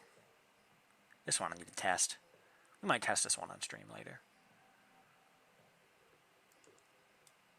How's this one looking? I don't know if we would merge it, but that one's small enough to look at. This one's a bit bigger, it looks like. Yeah. But we could probably get to it on stream later. This one I talked about. Ziproot. Updates here.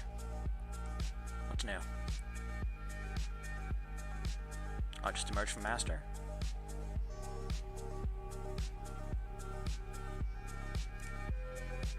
Have I really not looked at it in that long? That's why there was a notification? Okay, last week. It's relatively new. Okay.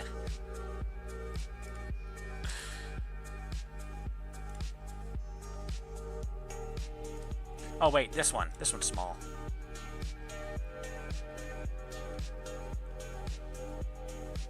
I'll look at this one next. Just let me clear these out. So we'll look at Iraqi's pull quest here, and then that other small one. Pirates later today. 9532. Potentially later today. Instead of entering missions. Doom asking for his own stuff. Yeah, I can look at this. Look at those suggestions and decide which is best, you said. But then you...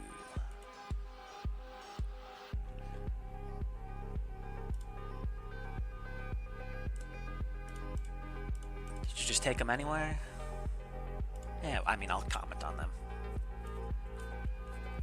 This seems like the same thing multiple times over, so the line count isn't really that big. Yeah, this is a small one. Alright, I'll look at those three then. This one, and this one. Easier reviewed them? Okay. I guess that happens on Discord then. Or was it hidden under one of these? Oh, it's further down. Okay, yeah, I see. Yeah, it's the same thing for all of them. Okay. Cool.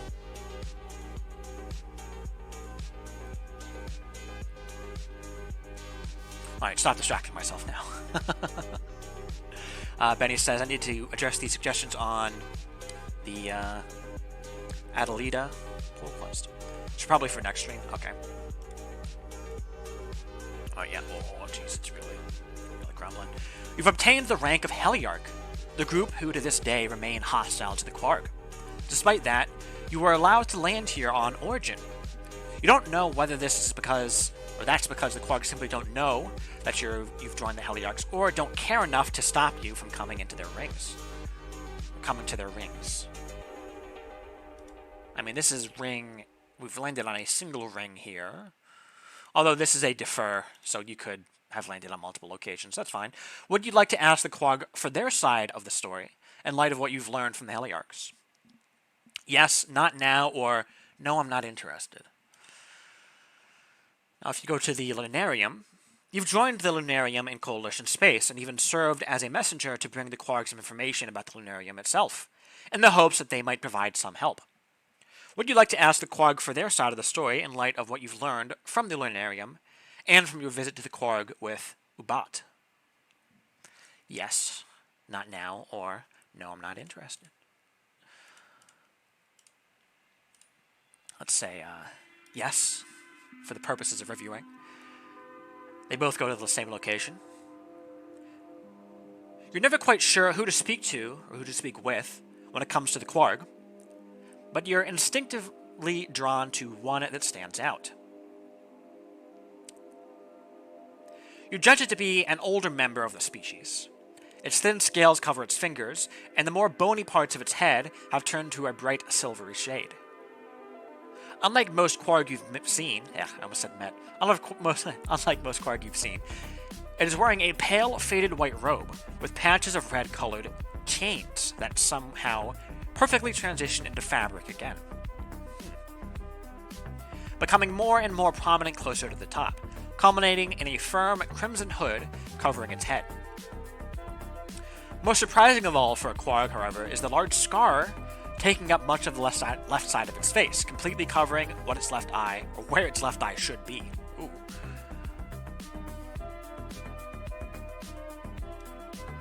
I think the word choice of instinctively is kind of odd. Because I feel like instinctive would be... There's nothing particularly out of the ordinary that drew you to this Quark. It's more so that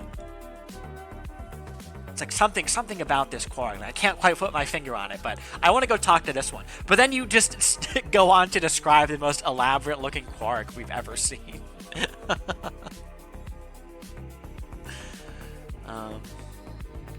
Yeah, labels aren't usually capitalized. Line 359.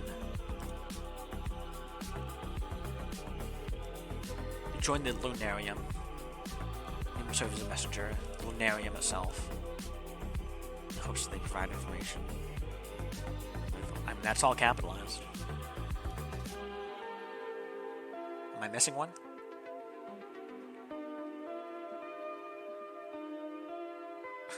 It means plot, you see. The stand user could be anyone. Thought it was a lowercase l. Yeah. From a distance, perhaps. Yeah, I'll just comment then.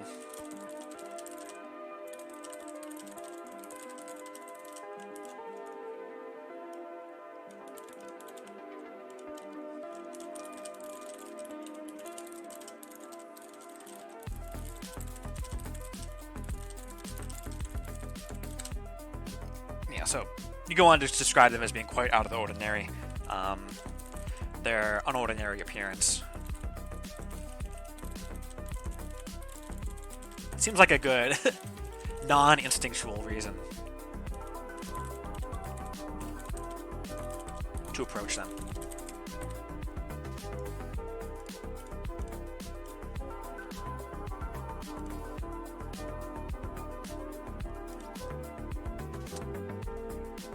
In any case, it is completely static, with a lost gaze focused on the ceiling here until you approach it.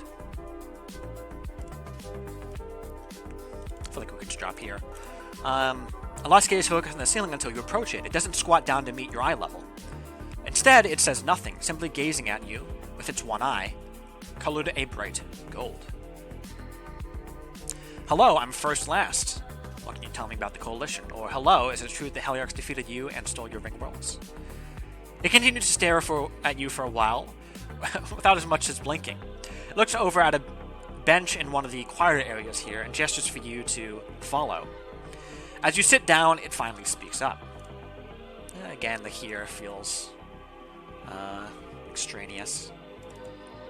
Quieter areas of the ring world, perhaps? Or quieter areas.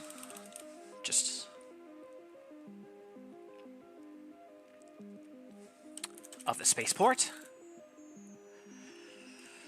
I feel like just not using here over and over again.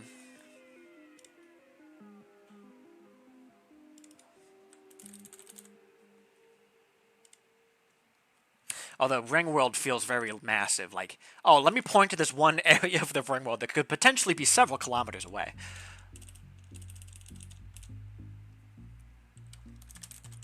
But the spaceport, one might imagine, is just local to the section you landed.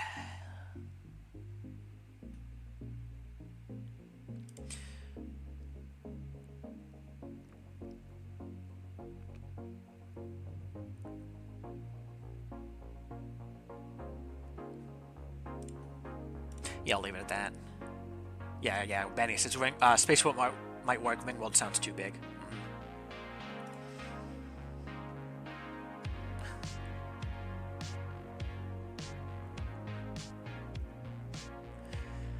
Kiv on stream chat. Watch out, there could be a stand user in this crowd. The stand user, and it's a gif of a muscular walking doge.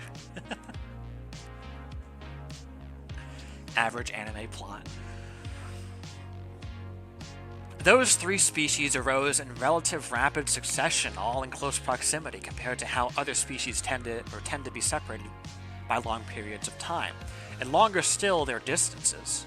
So long are the gaps that one might never learn of those that came before, but that was not the case for the three. The first of them, the Saurids, were in many ways much like us Quarg in our younger days, and we perhaps were too lenient because of that. Much too lenient. The Kimek, traumatized by the billions fallen in their famines, sought help to make sure they would never face such a crisis again, and were eager to establish friendly relations with the Saurids. The Iraqi, in a way, parallel humanity's development, though they were less keen on letting their own inner conflicts be made public. They were the last of the three, and upon meeting their two seniors, invested heavily in research to catch up.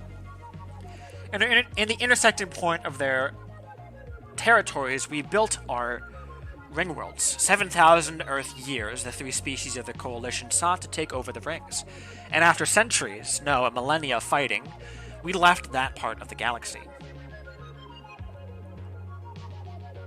Or 7,000 Earth years ago.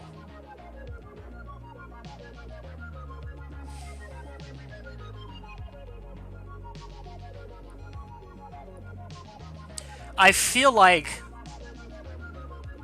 with how we've described this character here,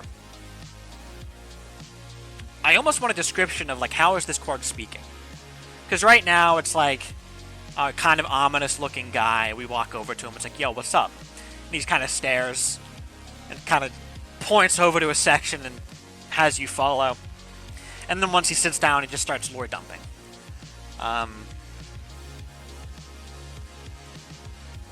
I feel like we need a bit more to break this up. Like, do he immediately start speaking after we sit down? Okay, I guess so, but like, what's his tone of voice? Is there anything distinct about the way he's speaking, or is it just very plain? I don't really know how I would add to this exactly, but I'll just add a comment saying, like,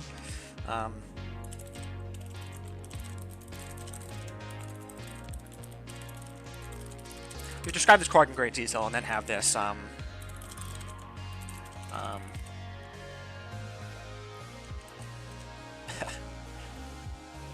this action where the Quark decides to only speak to you.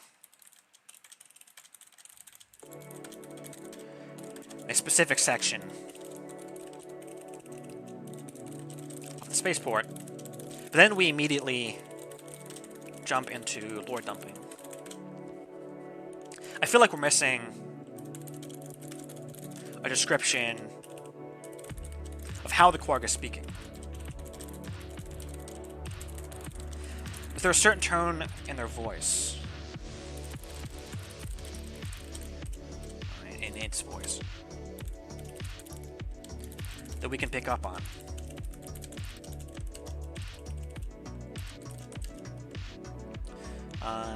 Are there any discernible facial expressions that it's making as it speaks? Something to break up the lore dump a little. Nothing too crazy, maybe like 1 or 2 points sprinkled in, but just something there. That doesn't need to be something we continue on throughout the rest, because I just scroll down, I see another big paragraph, but something.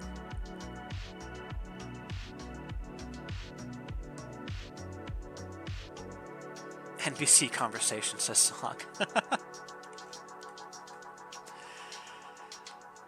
Man, didn't have to do him like that. Okay, you know what? I have a box of Cheez-Its next to me. I'm just gonna munch on these. Let me... Hold on.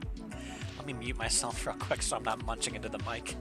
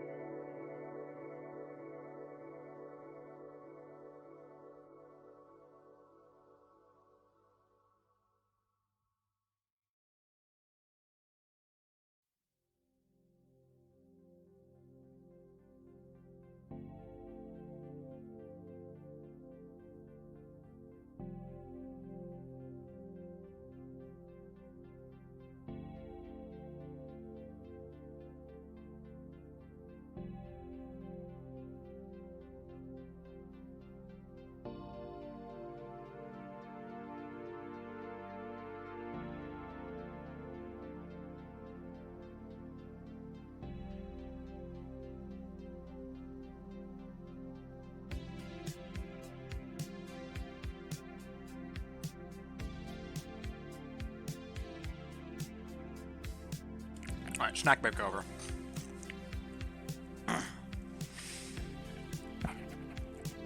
So Hurls asks, don't the Quarg change colors to show emotion when they speak, or is it only with strong emotions? And Araki responds, yes, but my idea with Goal is it's so old that its scales have simply lost the ability to do that. I'm toying with the idea of having it still have the iris thingy, but only show that change at the very end of the campaigns. If that's the idea, that Goal can't really show emotions through the scales, then it's definitely something that I feel like you should add in some section here to break things up. Because maybe... So I haven't seen what the conversation is like in the early section, so ask Quark about Coalition early. I don't know what the conversation is like in that one. But, I mean, I can skim it. I mean, here you're just grabbing the first Quark you see. And it kind of starts going off. Maybe we can add some description up here about the color of the Quarg as it speaks to you.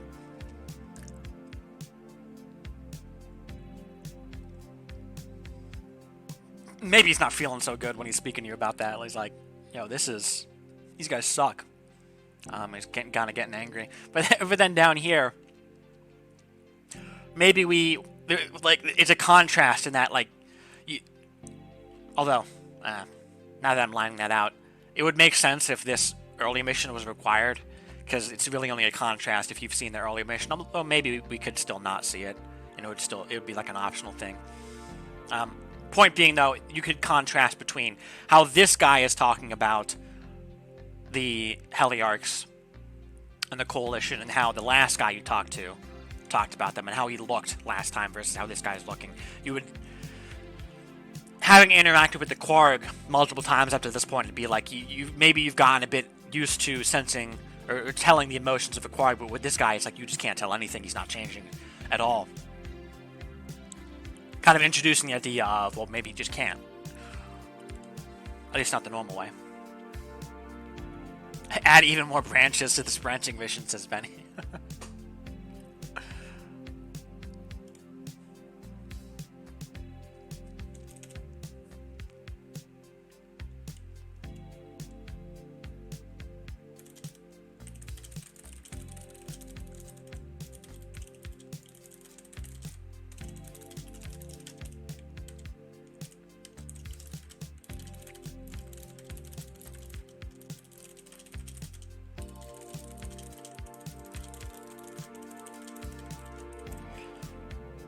So yeah, something like that we could toss in there.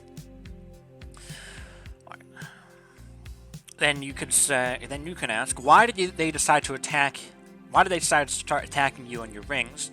Or even now you're more advanced than them, aren't you? How come you lost thousands of years ago when they are weaker, or were weaker? I see that we can bump into Lost later down, so we'll look at the first one. Why did they decide to start attacking you? Whatever reasons they have, whatever drove them to attack us, we cannot quite comprehend. It stops, not sighing or showing such emotion, or much emotion. I mean, that's like lines like this, just short lines like this to break up the text a little. You could add that up here. Looks at the ceiling again, then back to you. No, you are tired of hearing the same story from us Quarg, are you not? That the foolish and young species warred for no good reason? It pauses again, contemplating its words. That war was not the first instance when we lost a ring of ours, but never did any of us wish for any ring to be lost in the first place. With 3 rings there, with the living space for over 3 trillion Quarg being constructed, we got awfully protective of that region. In order to prevent outside interference from causing us trouble again, prevent outside interference from causing us trouble again. Our relations with the Kimek and Araki were a far cry from the initial success and amicability we enjoyed with the Saurians. And when an Iraq ship first showed signs of technology that repaired its hull plating mid-flight, an achievement even the Saurians were yet to make, we jumped to conclusions. Even now you're more advanced than them, aren't you? And how How come you lost thousands of years ago when they were weaker? Or that's all. Thank you for speaking with me.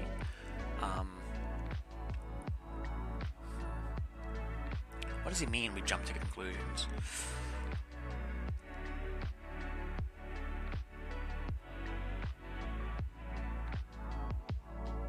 He's just leaving it there? Like, I can't ask? What do you mean by that? I feel like that would be my next question. Like, what do you mean you jump to your conclusions? That potentially being a choice here. If you say that's all, you jump all the way down, but we'll not do that. So, how come you lost the rings? We are so horribly powerful indeed, or so is our might, mere consequence of being elders in this galaxy littered with the premature deaths of other species? Or are we so powerful, horribly powerful indeed, or is our might mere consequence of being elders in this galaxy littered with the premature deaths of other species? Okay, I kind of read that wrong at first. It asks, no, forgive me, I did not answer your question. Many of our young ones and veterans alike vowed to never allow another ring to be lost. We do not kill for sport, but it has become so natural for a Quark to defend a ring as it would be so for humans to defend their family. By the billions, defenders arose, ignoring our ways of peace, what social customs we were expected to follow, and what you may call orders. After a few centuries, those that tolerated or were forced to tolerate the requests for a ceasefire were evacuated from the rings, and then it was only a matter of time before those of us who remained were overrun by the coalition. It once again starts looking at the ceiling, remaining like that for a minute or so, and then we branch, depending on which side we joined. It then turns to face you once more.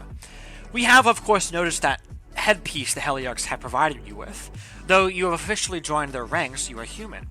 You are not bound to that area of space. There's no need for you to obey their orders. You do not need to ever return there. There's no need for you and us Quark to be enemies. Then we can ask questions. Is that a threat? Or, what if I do want to aid the Heliarchs? Let's go to threat first. No, it is advice. Though you have joined them, you are still welcome to our rings, for the time being. But the Heliarchs are a group formed and bound by their distrust and repulse for our kind. Should this be repulsion?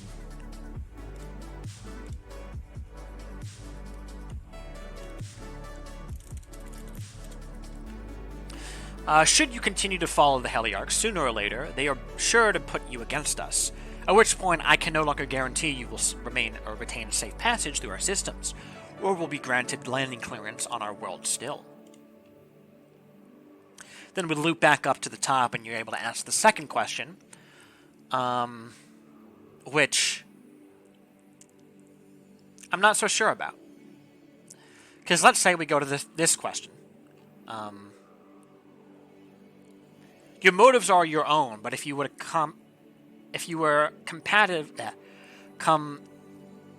captivated. Your motives are your own, but if you were captivated by your own obsessions, then I can only hope you will come to see reason before you two are lost to their path. Okay, that does make sense to then ask, is that a threat? I just wanted to make sure it still made sense. Then we loop back up to here. We've asked both questions, so we jump to the end. But we could also be a part of the Lunarium, so let's go to there next.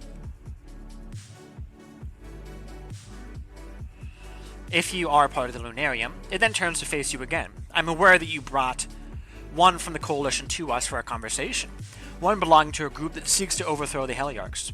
Do be careful, human. They may not be as technologically advanced as us Quark, but they are very strong still, and duty-bound unlike most others.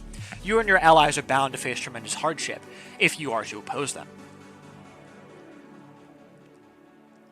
Will the Quark help us fight the Heliarchs? Or any tips on how to fight them? We agreed to that conversation, that interview of yours. Beyond that, we cannot help much without provoking war, I fear. We seek not to strike fear into the hearts of those of the Coalition. We never did. It would burden your cause to have us take part in the fighting. And as for tips, do not be arrogant. Do not underestimate them. Do not take victory for granted, no matter how cornered they may seem, lest you shall be cornered yourself. All right. Then once again, we loop back up to the top of this branch, but we've made both choices, so we fall back down to end and clear out our conditions. You get up and are just about to leave when it says, first last. The Quarg's gaze pierces you, its eyes on the same level as yours. Where is your home? Hurl, take note. I come from New Boston on the dirt belt. My ship is my home, or I don't really have a home. If we say planet, or we come from New Boston, it acknowledges your answer with the faintest of nods. Sparse were my own visits to the rocky worlds inhabited by other species. They're unlike our own, so different, so complete. Its eyes dart around, looking at your surroundings. Other Quarg here, then finally its own hands and arms. But us Quarg must make do. Lowercase it's here, this should probably be uppercase, I'm guessing. Either that or this period should become a comma. Up to you, Araki. Revulsion, not repulsion. Okay.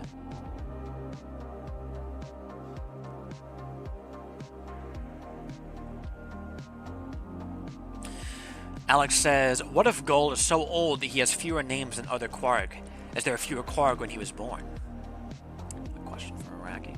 It's pug drama stuff. It's more a thing of if we want to add it, add in that bit explicitly, the jump to conclusion bit. Okay. I thought Quarg were from rocky moons. Yes, but they've been from rings for so long that, I don't know, maybe it is... Maybe they've changed.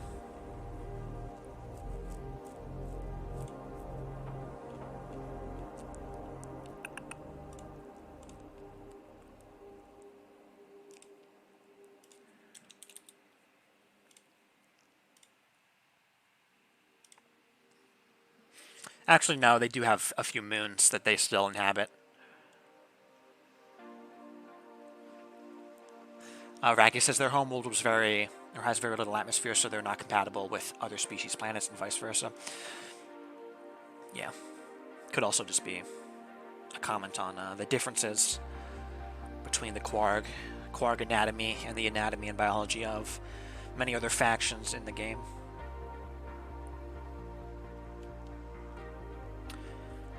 Alright, where was I? Let's say you say that your ship is your home, though. After staring you down for a few seconds, it fixates upon the ceiling again.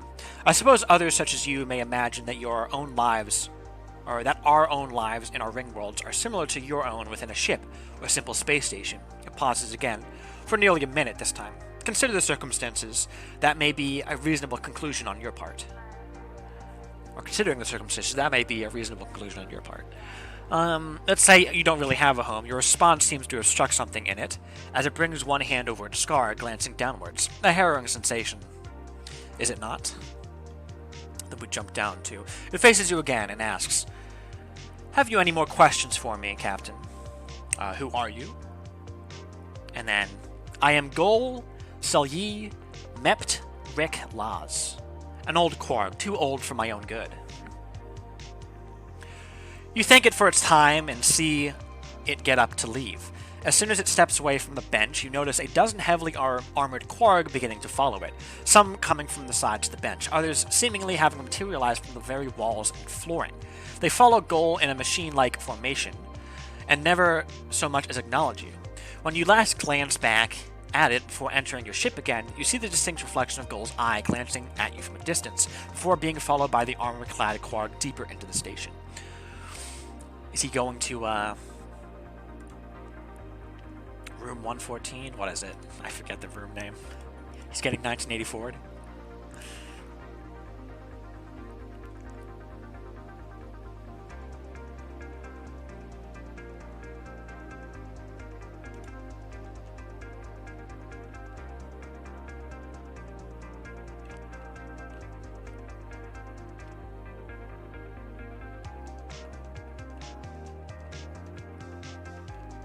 Pretty good stuff.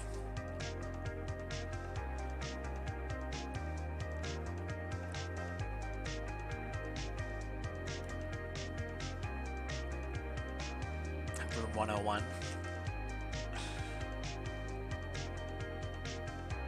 A Quark generally anti-robot? Asks Alex. I do not know.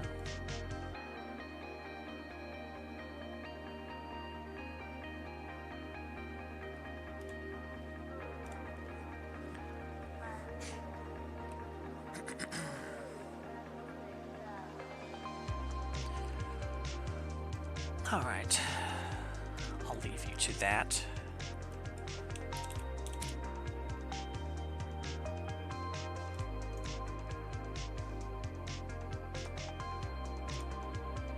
We can hop over to these other two smaller ones. Alright, it says they use quark-shaped robots to mingle with folk in Humanica. It's the only mention of them using robots explicitly, I think. Oh, yeah. That's an obscure one.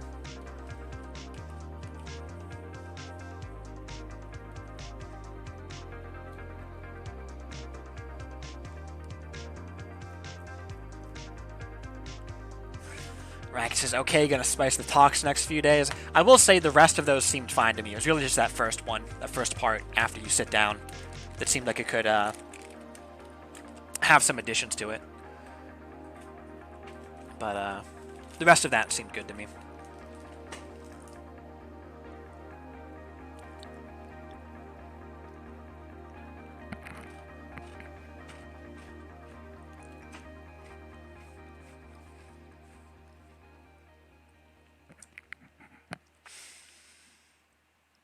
And then the whole jumping to conclusions bit. I mean, that's just begging for me to ask a question about it. So, even if the response isn't about the pug stuff, maybe the response can be like, oh, I don't really want to tell you about that. Like, but I just feel like there should be something there to ask about that.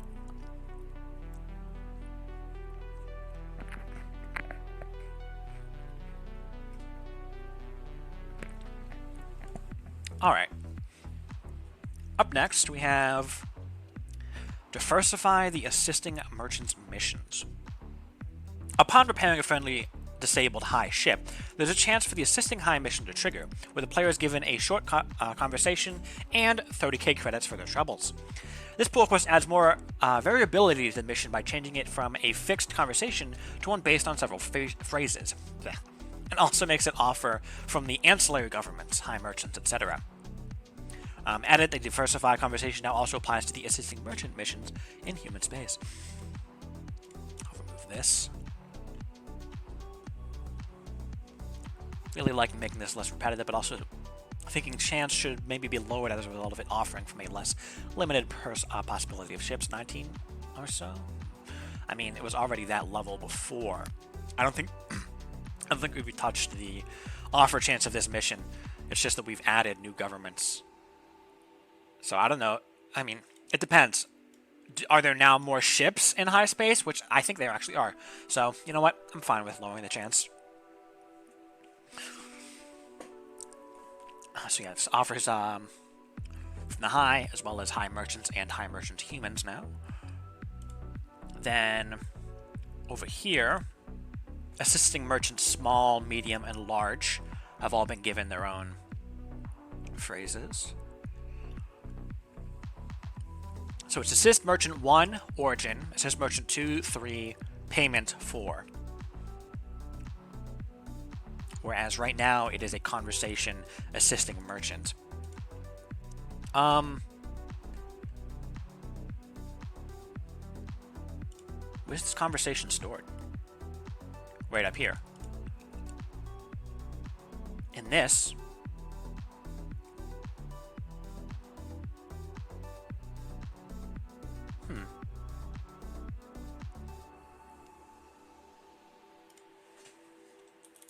this assisting merchant conversation you're replacing is defined above this mission.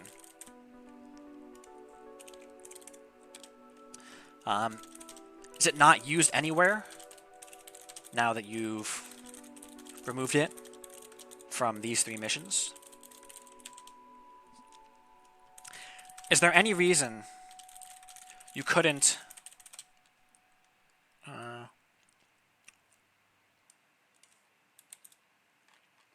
is there any reason you couldn't change the conversation to contain the new text instead of copy-pasting the text to each of these missions.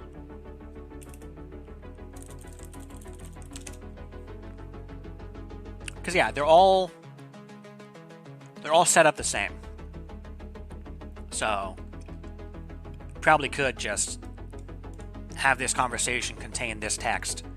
These 3 missions would still refer to this conversation, so you wouldn't need to change the mission definitions. And then you could probably also have this up here refer to it too.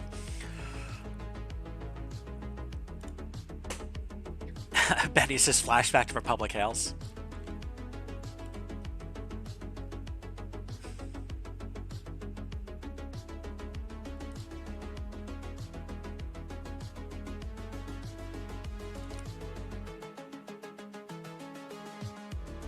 Benny says, to be honest, I prefer sometimes for there to be less variation for a generic conversation, but I mean, right now there's no variation, so I guess it's a matter of, do these combinations look good? Origin is the name of the ship. Knowing that, since, understanding that, considering that, seeing how, knowing how, you risked your life, your ship, your own ship. You braved enemy fire or you braved danger. I mean, these aren't necessarily always the case. Are they? I mean, what's the conversation right now? When you repair the ship, the captain thanks you for your assistance and pays you such and such. The whole braving danger thing is really only for this one.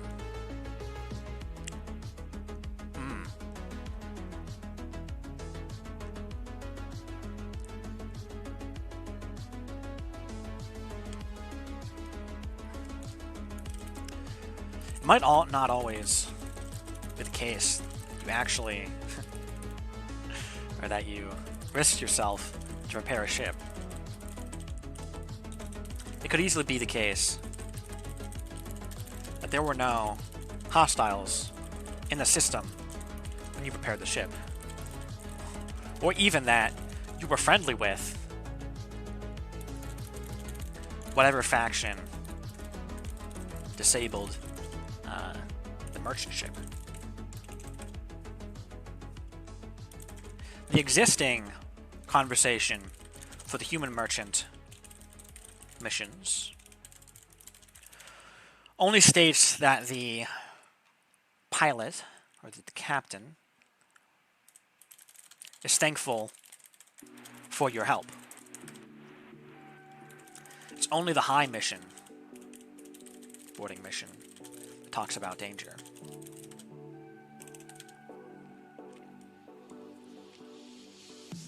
Perhaps it's not out of hand for the high mission, since the only place you'd realistically be repairing ships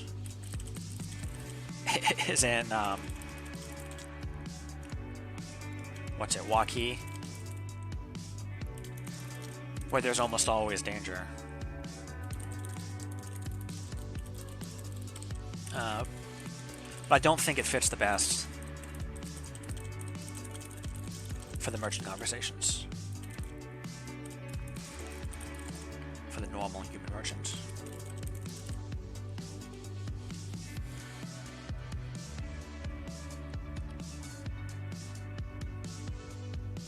But it says you only ever find disabled high ships over cloud fire.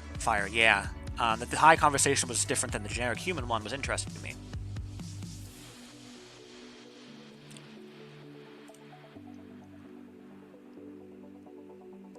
Anyway. Knowing that you risked your life to, or in order to, or so that you could save, repair, rescue, secure, assist, help the ship.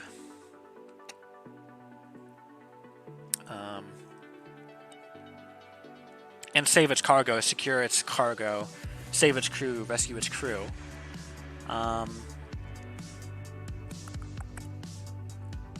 It's the ship's, the vessel's relieved captain gives you, offers you, rewards you with payment. In gratitude and appreciation as an expression of the gratitude, in thanks as thanks, or for your assistance.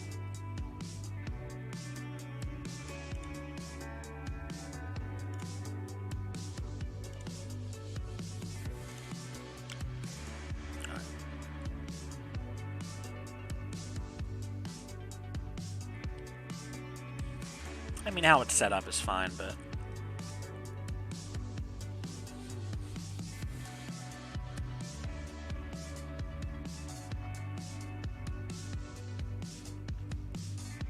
I mean, I can see there being a question of, is it really necessary to have lots of variety?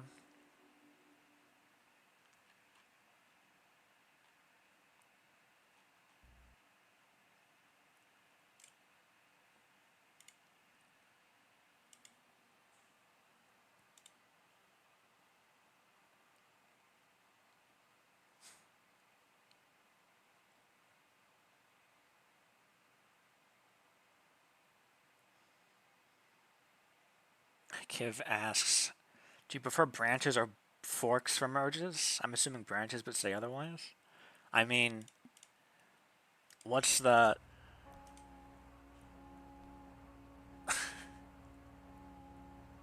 You can't make a branch on the main repository. You can fork the main repository and then have a bunch of branches on your fork. The fork is your version of the repository. Every pull request is going to be its own branch. They're not like mutually exclusive things.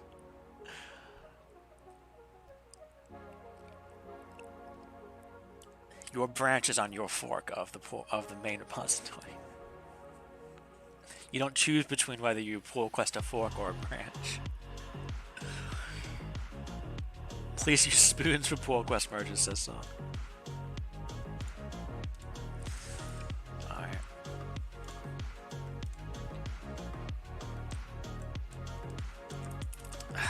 There's something else to note. Is that too much variety? What's that? Well, no variety.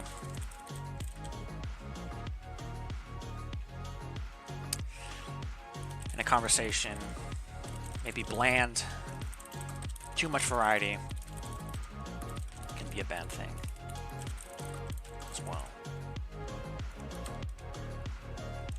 With the way we construct phrases, it can be, or sentences can become very robotic sounding.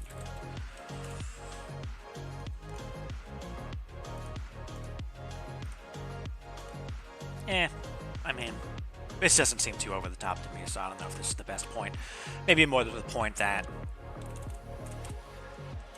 perhaps the high conversation, or the high boarding mission and human merchant boarding missions get different phrases.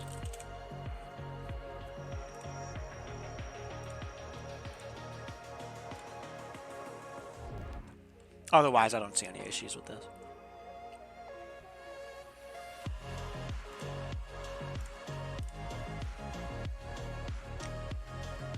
Hector asks, you're still going? It's only 2 hours and 38 minutes in. Last stream was like 4 hours something, 4.5. So, what do you mean I'm still going?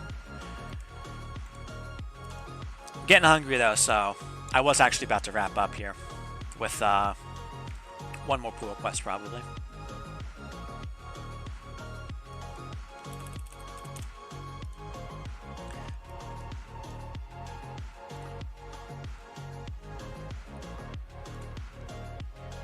Derpy's a workhorse. Let's go. Let's go, big content. No! This is suck. Because I open up a small one.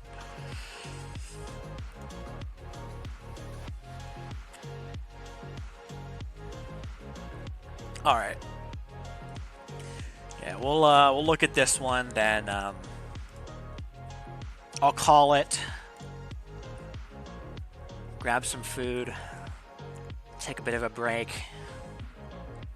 then, I don't know, Sog says big content. What big content would you want me to look at? I'm guessing the pirate stuff.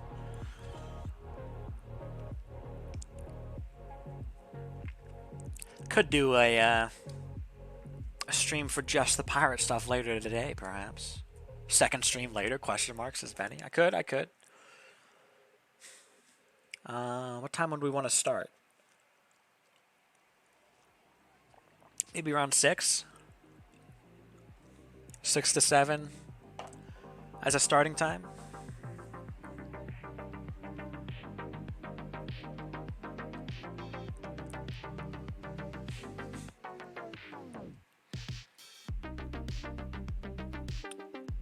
Should include the intro pull quest as well? I don't know. What time zone? My time zone. How many hours away is that? Let's say we wrap up in the next 20 minutes. That would be another 3 to 4 hours until the next stream.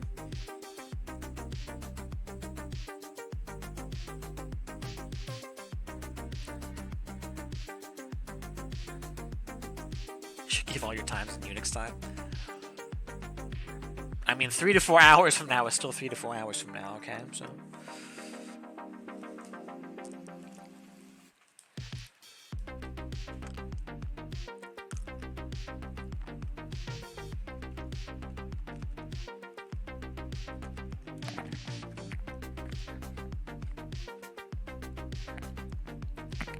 Alright, well, let's look at what we have here.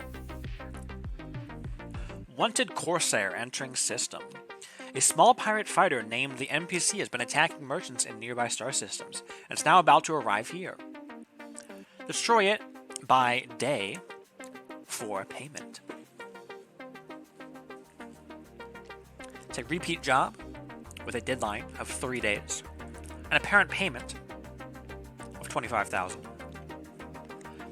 Need a combat rating greater than 15 or an interceptor or light warship.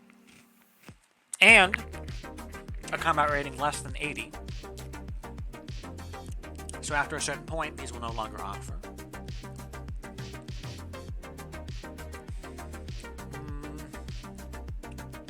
On kill, get the payment immediately.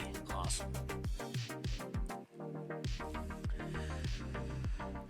Alright, here's this bigger, slightly bigger one. A well-armed pirate fighter named the NPC has been attacking merchants in nearby star systems, and now it's about to arrive here. This one, a parent payment of 50k. We're looking at Hawks, Berserkers, and Furies as compared to the Scrappers, Sparrows, and Wasps. Okay. It's really just the same thing as the existing jobs, except the entering keyword is present, and the NPC is not flying away from you, or as far away from you, rather.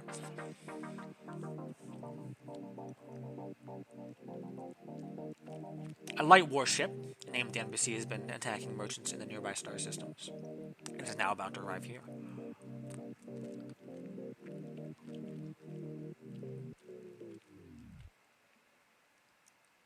And a medium pirate warship. Firebird, Splinters, Ospreys, Bastion, Manta. It looks like the payment is the same as the jobs where you go hunting. Okay. A sizable pirate warship is attacking. Protector, Osprey, Bastion, Firebird. A heavy warship is attacking. Leviathans, Falcons, and Vanguards. Alright. Alright. So, similar offer conditions to the non-entering variants, if not the exact same, but with less of a chance for them to appear.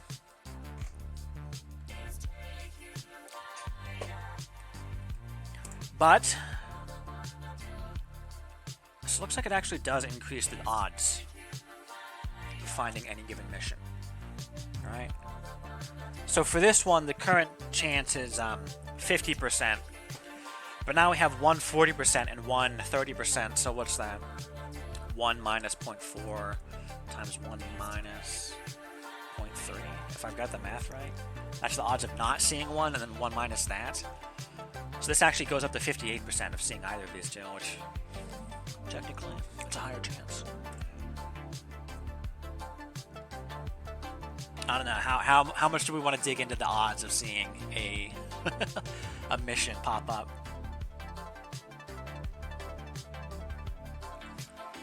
Yeah, I was going to mention that. SOG. Doom's conditions are currently just copied from the equivalent regular version of the job, except I slightly dropped the chance. Ship lists are mostly the same as the existing ones, but I did make some changes where I could find similar ones that weren't used yet. Payments are the same, yes. Do you think I should adjust them? No, I think keeping the payments the same is fine. I mean, if you wanted to be a bit of a stickler with it, I could say maybe the payments could be lower because you don't have to go looking for the ship. But, it's whatever.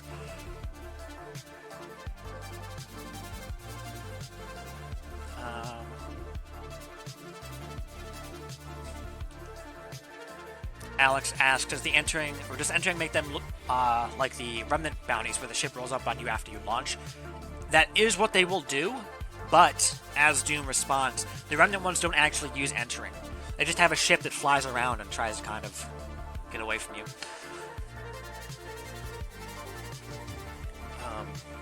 So yeah, the ones in remnant space just spawn elsewhere, and they fly around on their own. They happen to stumble upon you, is what happens there.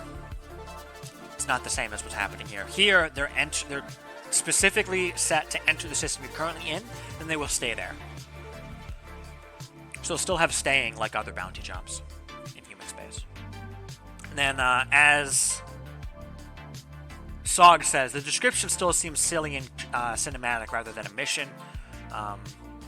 Oh no, that guy is killing people, destroy him. I don't think the mission should have the exclamation points like that. So what's the current description for bounty jobs? A small pirate fighter named the NPC has been attacking merchants near the system. Destroy it by day for payment. So what if we had something like a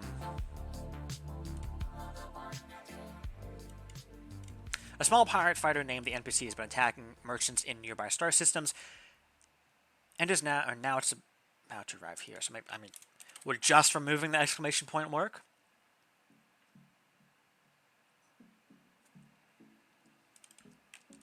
I feel like if we remove the exclamation point now, is now about to arrive here. Reportedly entering this system. I mean, that's a bit more of a departure.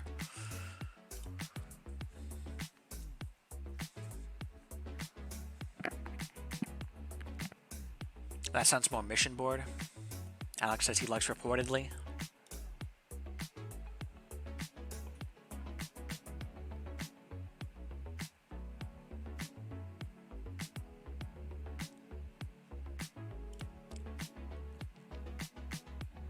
Benny says no, it's an arrival.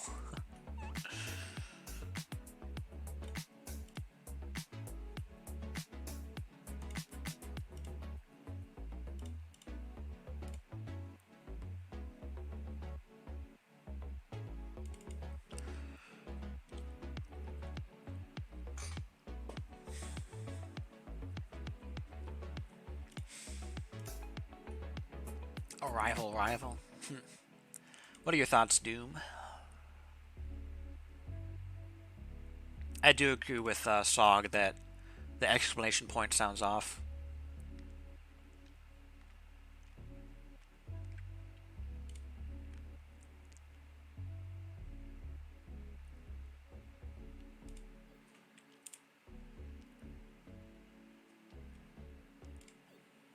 Seems good. All right.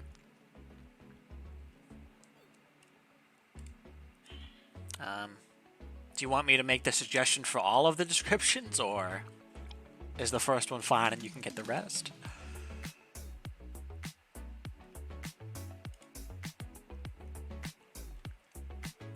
Otherwise, I am going to nitpick the offer chances. So in order to equate to the single 50% chance, we would need a 40 and a 20. And it doesn't equate exactly, but it's closer.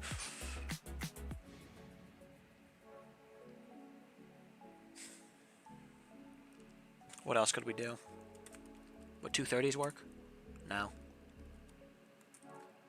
Actually 230s would be close. 230s would be 51% chance instead of 50%, but...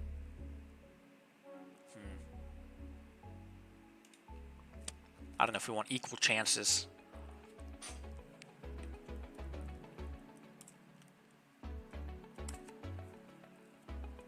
But, ooh. 15% would be even better. It's only 1% less, or 1% off the current. What's this one? 45%, dropping to 35. 35 and 25. Ooh, this one actually goes up even higher.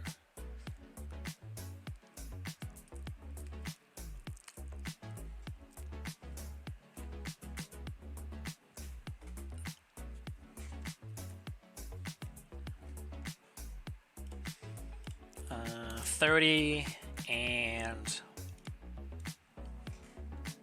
20 would work. That lines up to 44% instead of 45. Me sneakily nerfing all the chances by 1%. Alright, 40%. We could do... Ooh. 25% and 28% is exactly 40%. 40% here, same thing.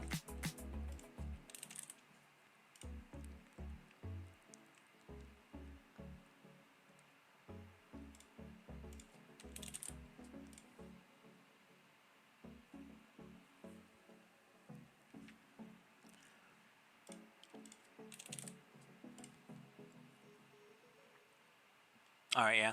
So those would keep the offer chances, if not exactly the same, then 1% off. Rather than increasing the odds of seeing a bounty job.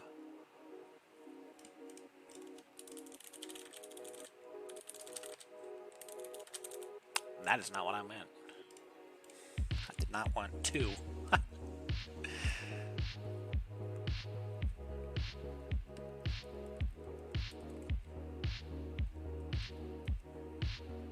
wanted 20. Yeah.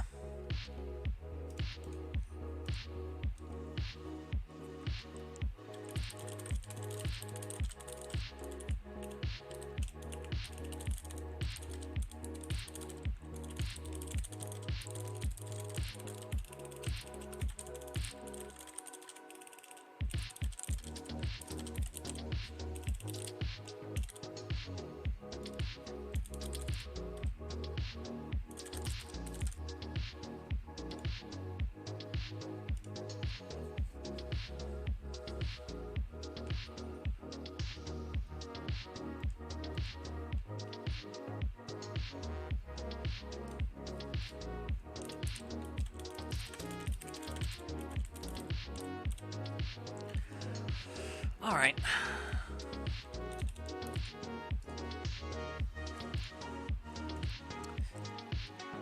I think we can end it off there then as we approach 3 hours. Maybe just chit-chat a little if anyone has anything in mind.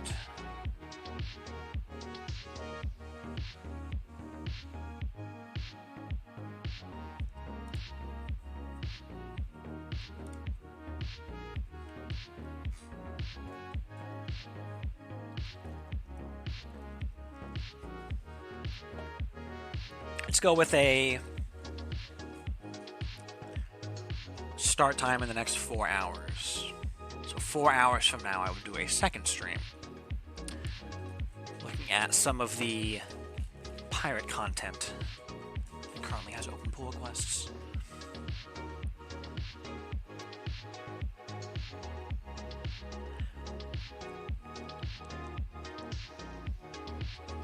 Benny asks, is the core systems expansion waiting on Azure? No. It's waiting on me, probably. 24 hours stream 1? Never.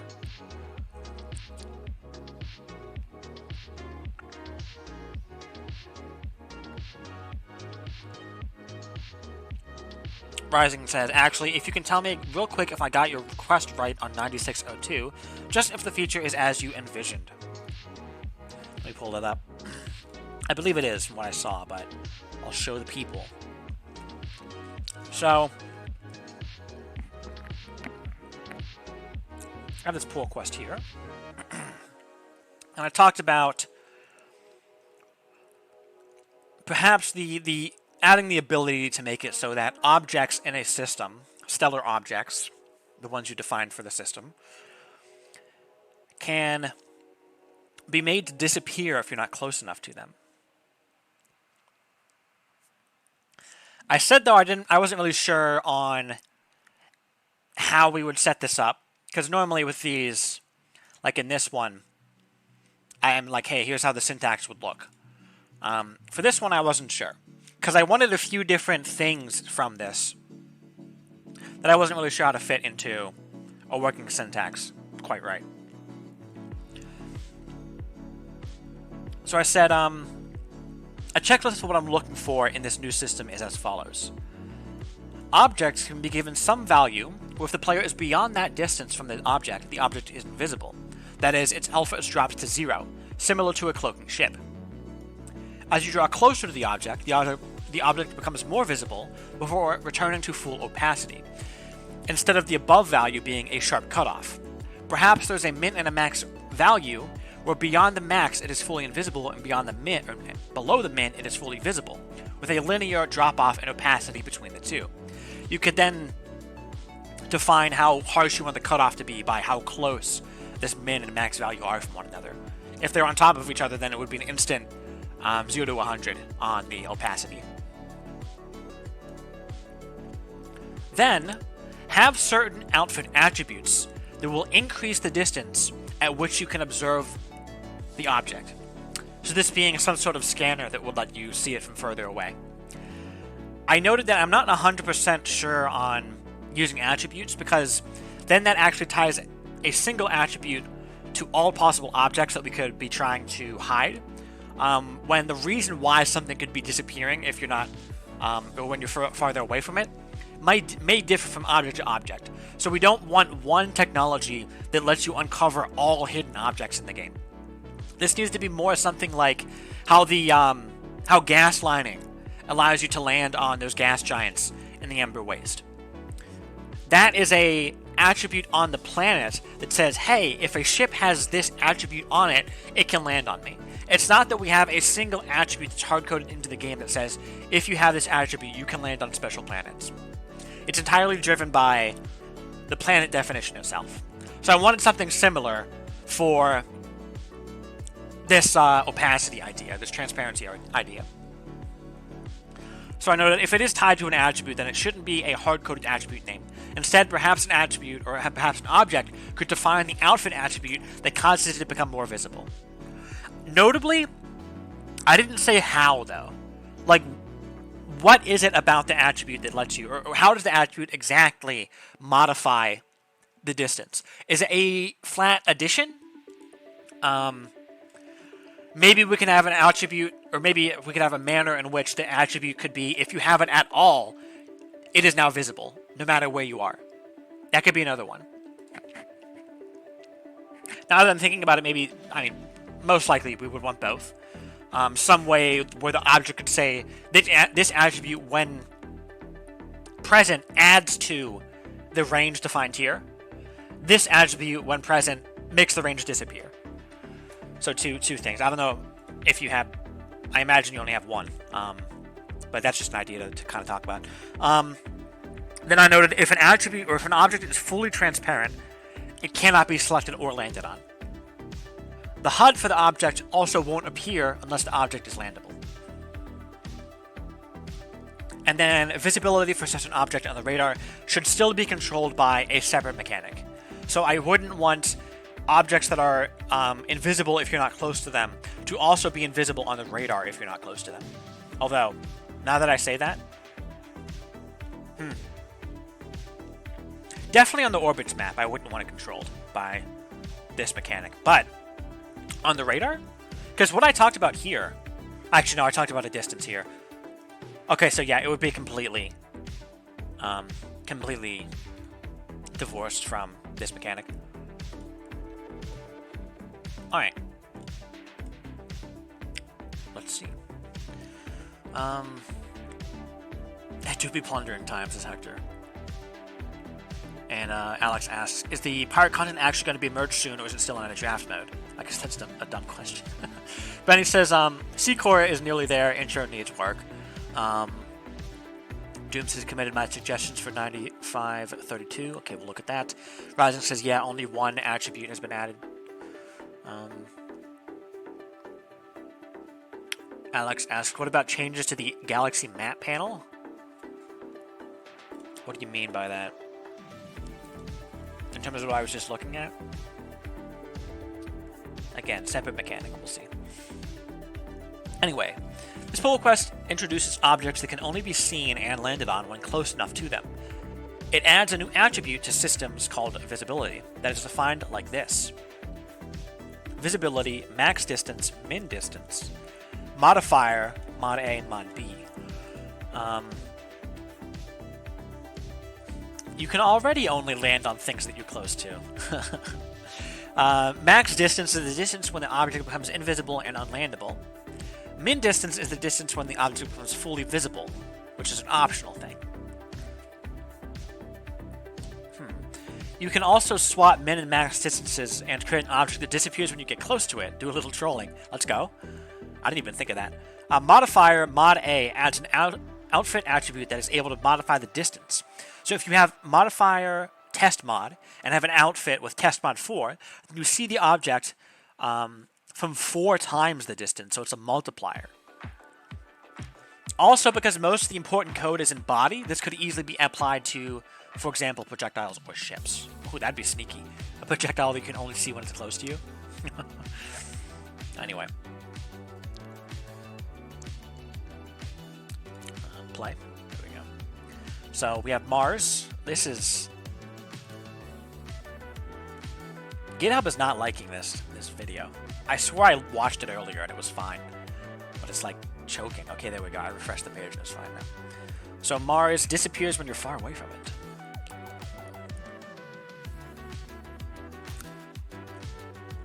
Using the example, visibility 1500, modifier test mod.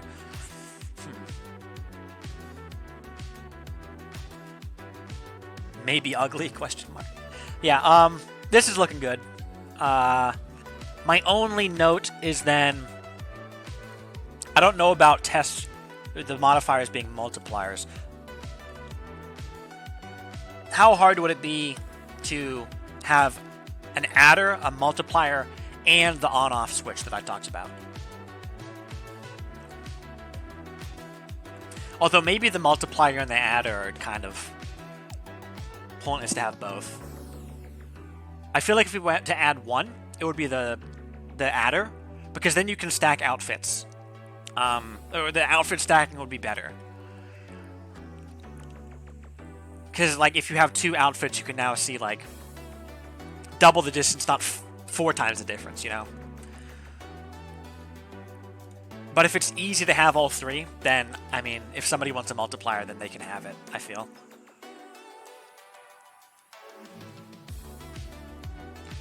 Ryzen says, not hard, pretty easy, actually. Alright, cool.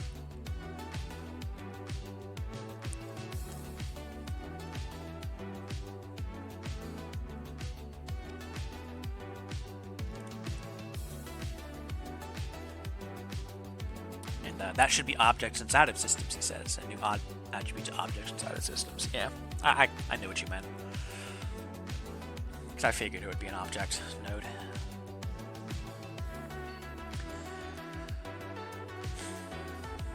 And I'm guessing mod A, mod B means you can have multiple attributes that impact this. It's not just one. I mean, I could probably just check the code real quick. Peep it.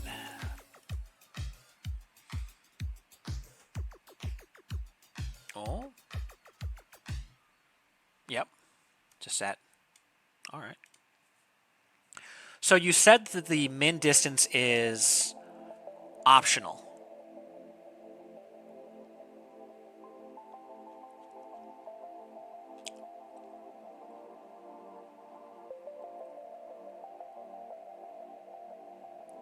How does that behave if you only include the max distance? Is it a sharp cutoff?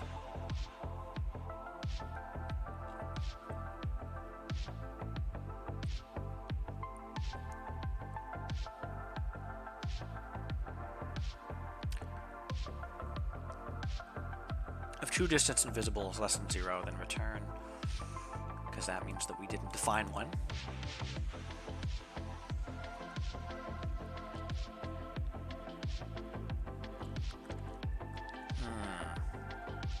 Where was the comment that you said is this ugly?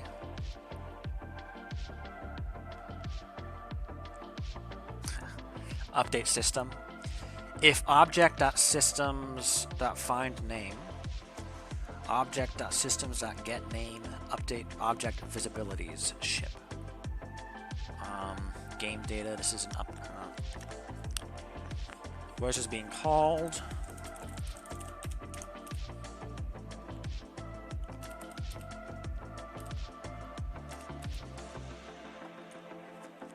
Whenever you enter the system, it updates the system with that stuff.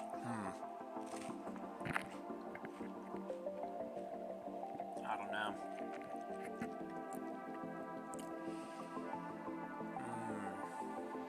What's with this change?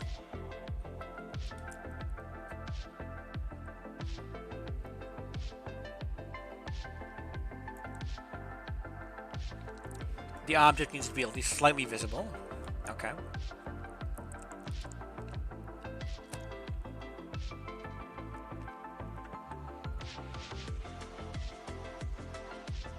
Oh, new alpha. Draw center.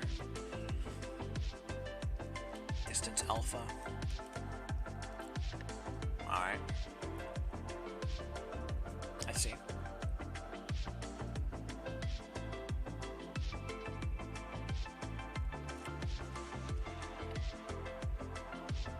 Alright, I see. I see why you've done it this way. I was gonna ask, why not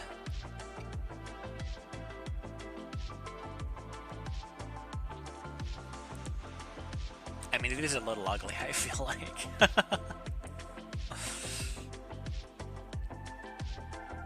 Because I was thinking you would just like give, and maybe this is like the least ugly option. I was thinking you would give the ship to the object to figure out its opacity on the fly. But I think this method of updating the distances once and then once when we enter the system and using those distances on the body when drawing them, that makes a lot more sense.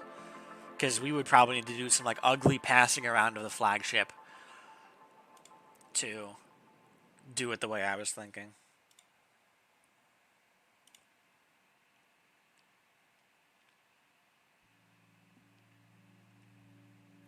Min distance will default to 0, so never fully visible. Okay. I needed to walk around constants or contents. What?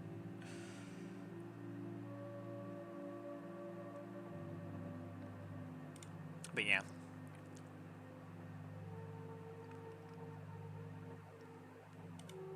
Constants. Yeah. Constness. Const functions.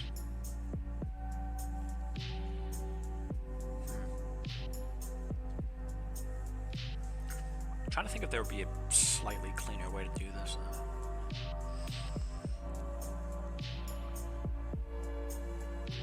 Oh, because the system is const. Okay, I see what you mean. You can't just call update on the system. You have to go to game data to update it. Okay, that is a little ugly. But yeah, I don't know how else you would do that without making the system non-const, which, I mean, that would kind of mess with other things, I feel like.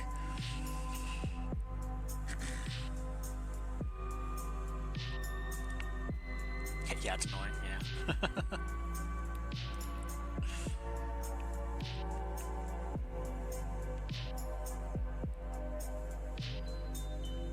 Alright, well, I'll give this a closer look. Probably later this week, then. During one of the streams. Comment. Yo. Optional. I did this and it yelled at me. This is what I originally did, and it gave me some error. I forget exactly what it was, but the compiler just didn't like it. So I just passed this instead. Oh shit. And I looked at some of the other Lambda functions in Engine. They all do this. So I was like, well, I guess that's just the way to do it then. This also works. Dude, I swear I did it this way. And the compiler yelled at me. Let me try. I'll try it live. Which pull quest is this?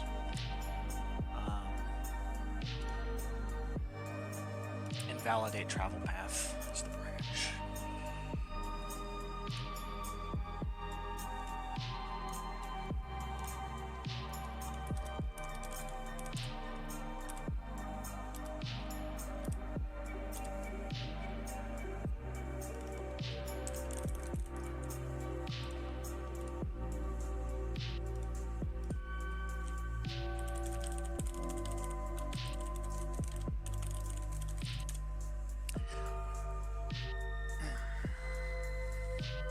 Let's see what it says. A strange compiler. Guess so.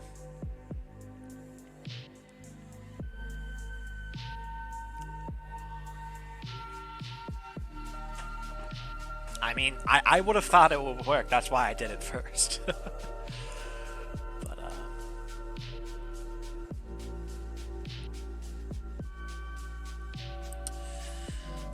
yep, here it is. Error, capture of non-variable engine : player, pointing to the capture clause. Note, player info, player declared here in the header function. In Lambda function, this was not captured for this Lambda function, pointing to the player, inside the function itself. Invalid use of non-static data member, engine player. Declared here in the header. Is it because player is already a reference? Engine stores a reference to the player, not a player object itself.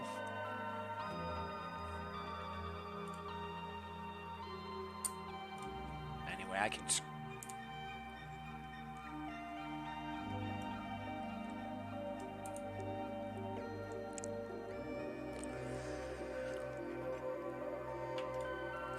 You say this also works. Did you try it, though?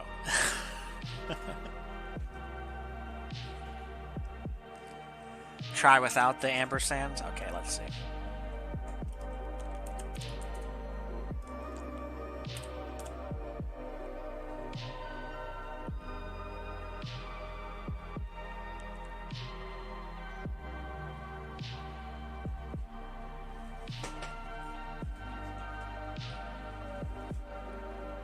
Still doesn't like it.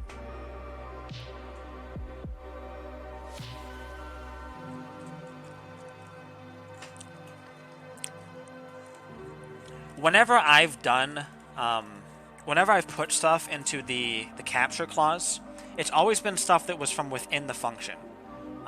Variables that were defined within the scope of the function. Whenever I've tried to add variables that are from the from this, I need to put this. I can't put the variable name of the class variable. So that's why I don't know why that is. That's just been my experience.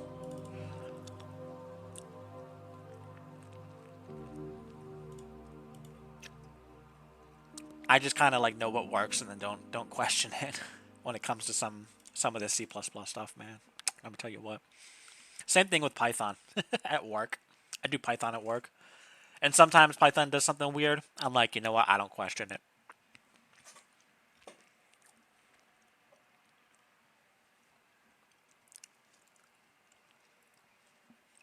It's like you think that would work, but it doesn't. It is what it is.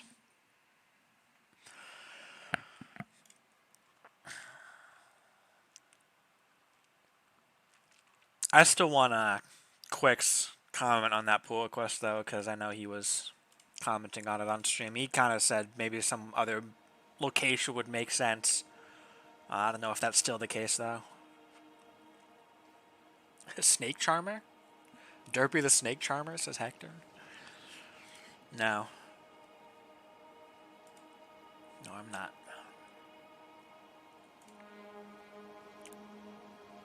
Kiv says Python is a horribly cursed language. It really is. The way that Python handles variable scope, wild. As someone who first started coding with C++, and went on to Java, and then did a little bit of C# in college, and then to be tossed into Python, it's wild. Ryzen says gotta leave. Alright, see ya. I too will be wrapping up here then. We'll have another stream later today to look at some more. But for now, I need a bit of a break, a bit of a bite to eat. Something more than just snack food. Alex says GTFO, Python is the greatest. No, it's really not, dude. I'll admit it has its uses, okay? Python has its uses. But it's not the best language, alright? It's really not the best. If you told me like, oh, you need like just pick a language. You know the saying like if you want on a desert island, what language would you take with you? I'd take Java. I'd take Java. I know some people will probably go wild about that. I'm just the most used to Java. Sure, I do a lot of C++ for Endless Sky, but that's the only context in which I do C++. Kiv says Rust. If I knew Rust, I would use Rust, but I don't know Rust. Oh Jesus, not Java.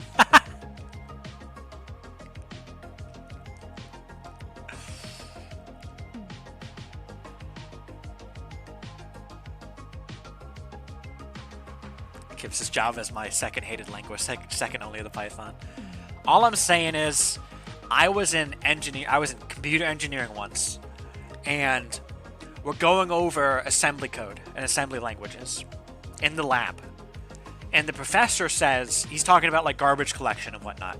He's like, when you gotta take care of your own garbage collection and assembly. And he's like, don't ever program a video game in Java because Java has its own garbage collector. You don't have to worry about the garbage collection because Java does it for you. But then the Java collector the Java garbage collector is going to run at the worst possible time, and suddenly you're going to see these massive like performance spikes. That's why no video games are programmed in Java. So I go, Minecraft, just like a loud whisper. He's like, I hate you.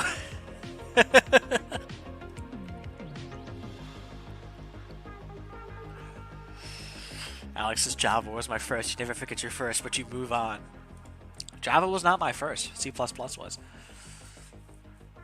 I mean, if you really want to say first, Scratch was my first.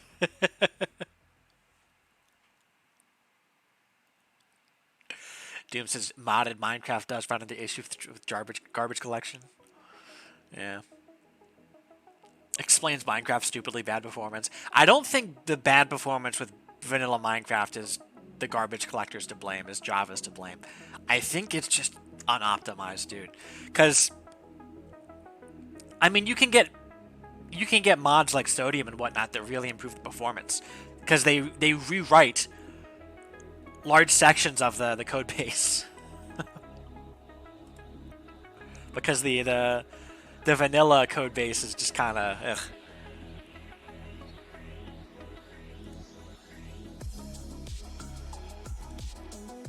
You have an assignment to convert Java to C.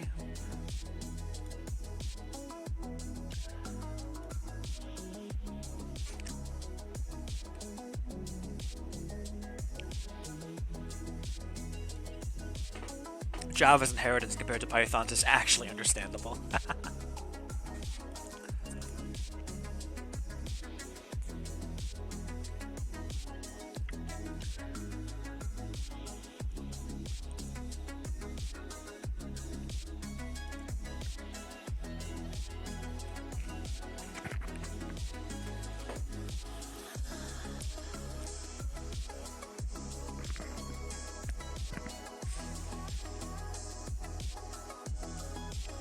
What did they do to you in that university? Just roasting this man for liking Python. All right, well, you two can beef it out in chat on Discord. I'm gonna hop off here. All right, so thank you everyone for showing up. Thank you for being in chat. Thank you for providing feedback and talking to me with some of these pull requests, because you know I'd go crazy if I'd know when to talk to, you know? I will be doing another stream in about 3.5 hours now. I'll post the timestamp and the announcements and the stream announcements on Discord, just in case you don't know when that is. Set your alarms for when it happens. Then we'll be going over some of the pirate pull requests that are open, namely the pirate pull request that SOG opened, expanding some of the systems around men. Potentially also the introduction, the pirate intro that Lake has, as SOG commented about. Crazy, I was crazy once. Don't start, says Benny. Responding to SOG there. I'll also be doing more streams later in the week. No streams tomorrow because I have work to do. I have a half day on Thursday, so I might stream on Thursday, but no promises.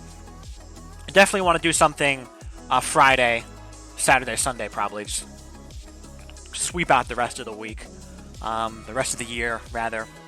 To get as much stuff done as we can. I believe that's all. Benny says, please stream slightly later. I don't want to get up to keep getting up at 6 a.m. I mean, we'll move the streams later in the day. Last time I did, when did I start? 8 o'clock? When I said I was going to start at 10, was it? I don't know. When did I start? I started real early is what I did last time. Okay, no, I started I said I was going to start at noon. I started at 10. This time I did start at noon. So how about next time I start at 2? And then we'll keep going. An extra 2 hours. So on Friday, expect me to start at... or Thursday or Friday, expect me to start at 8 a.m. instead of 6 a.m. So, I'll see you guys then. Adios.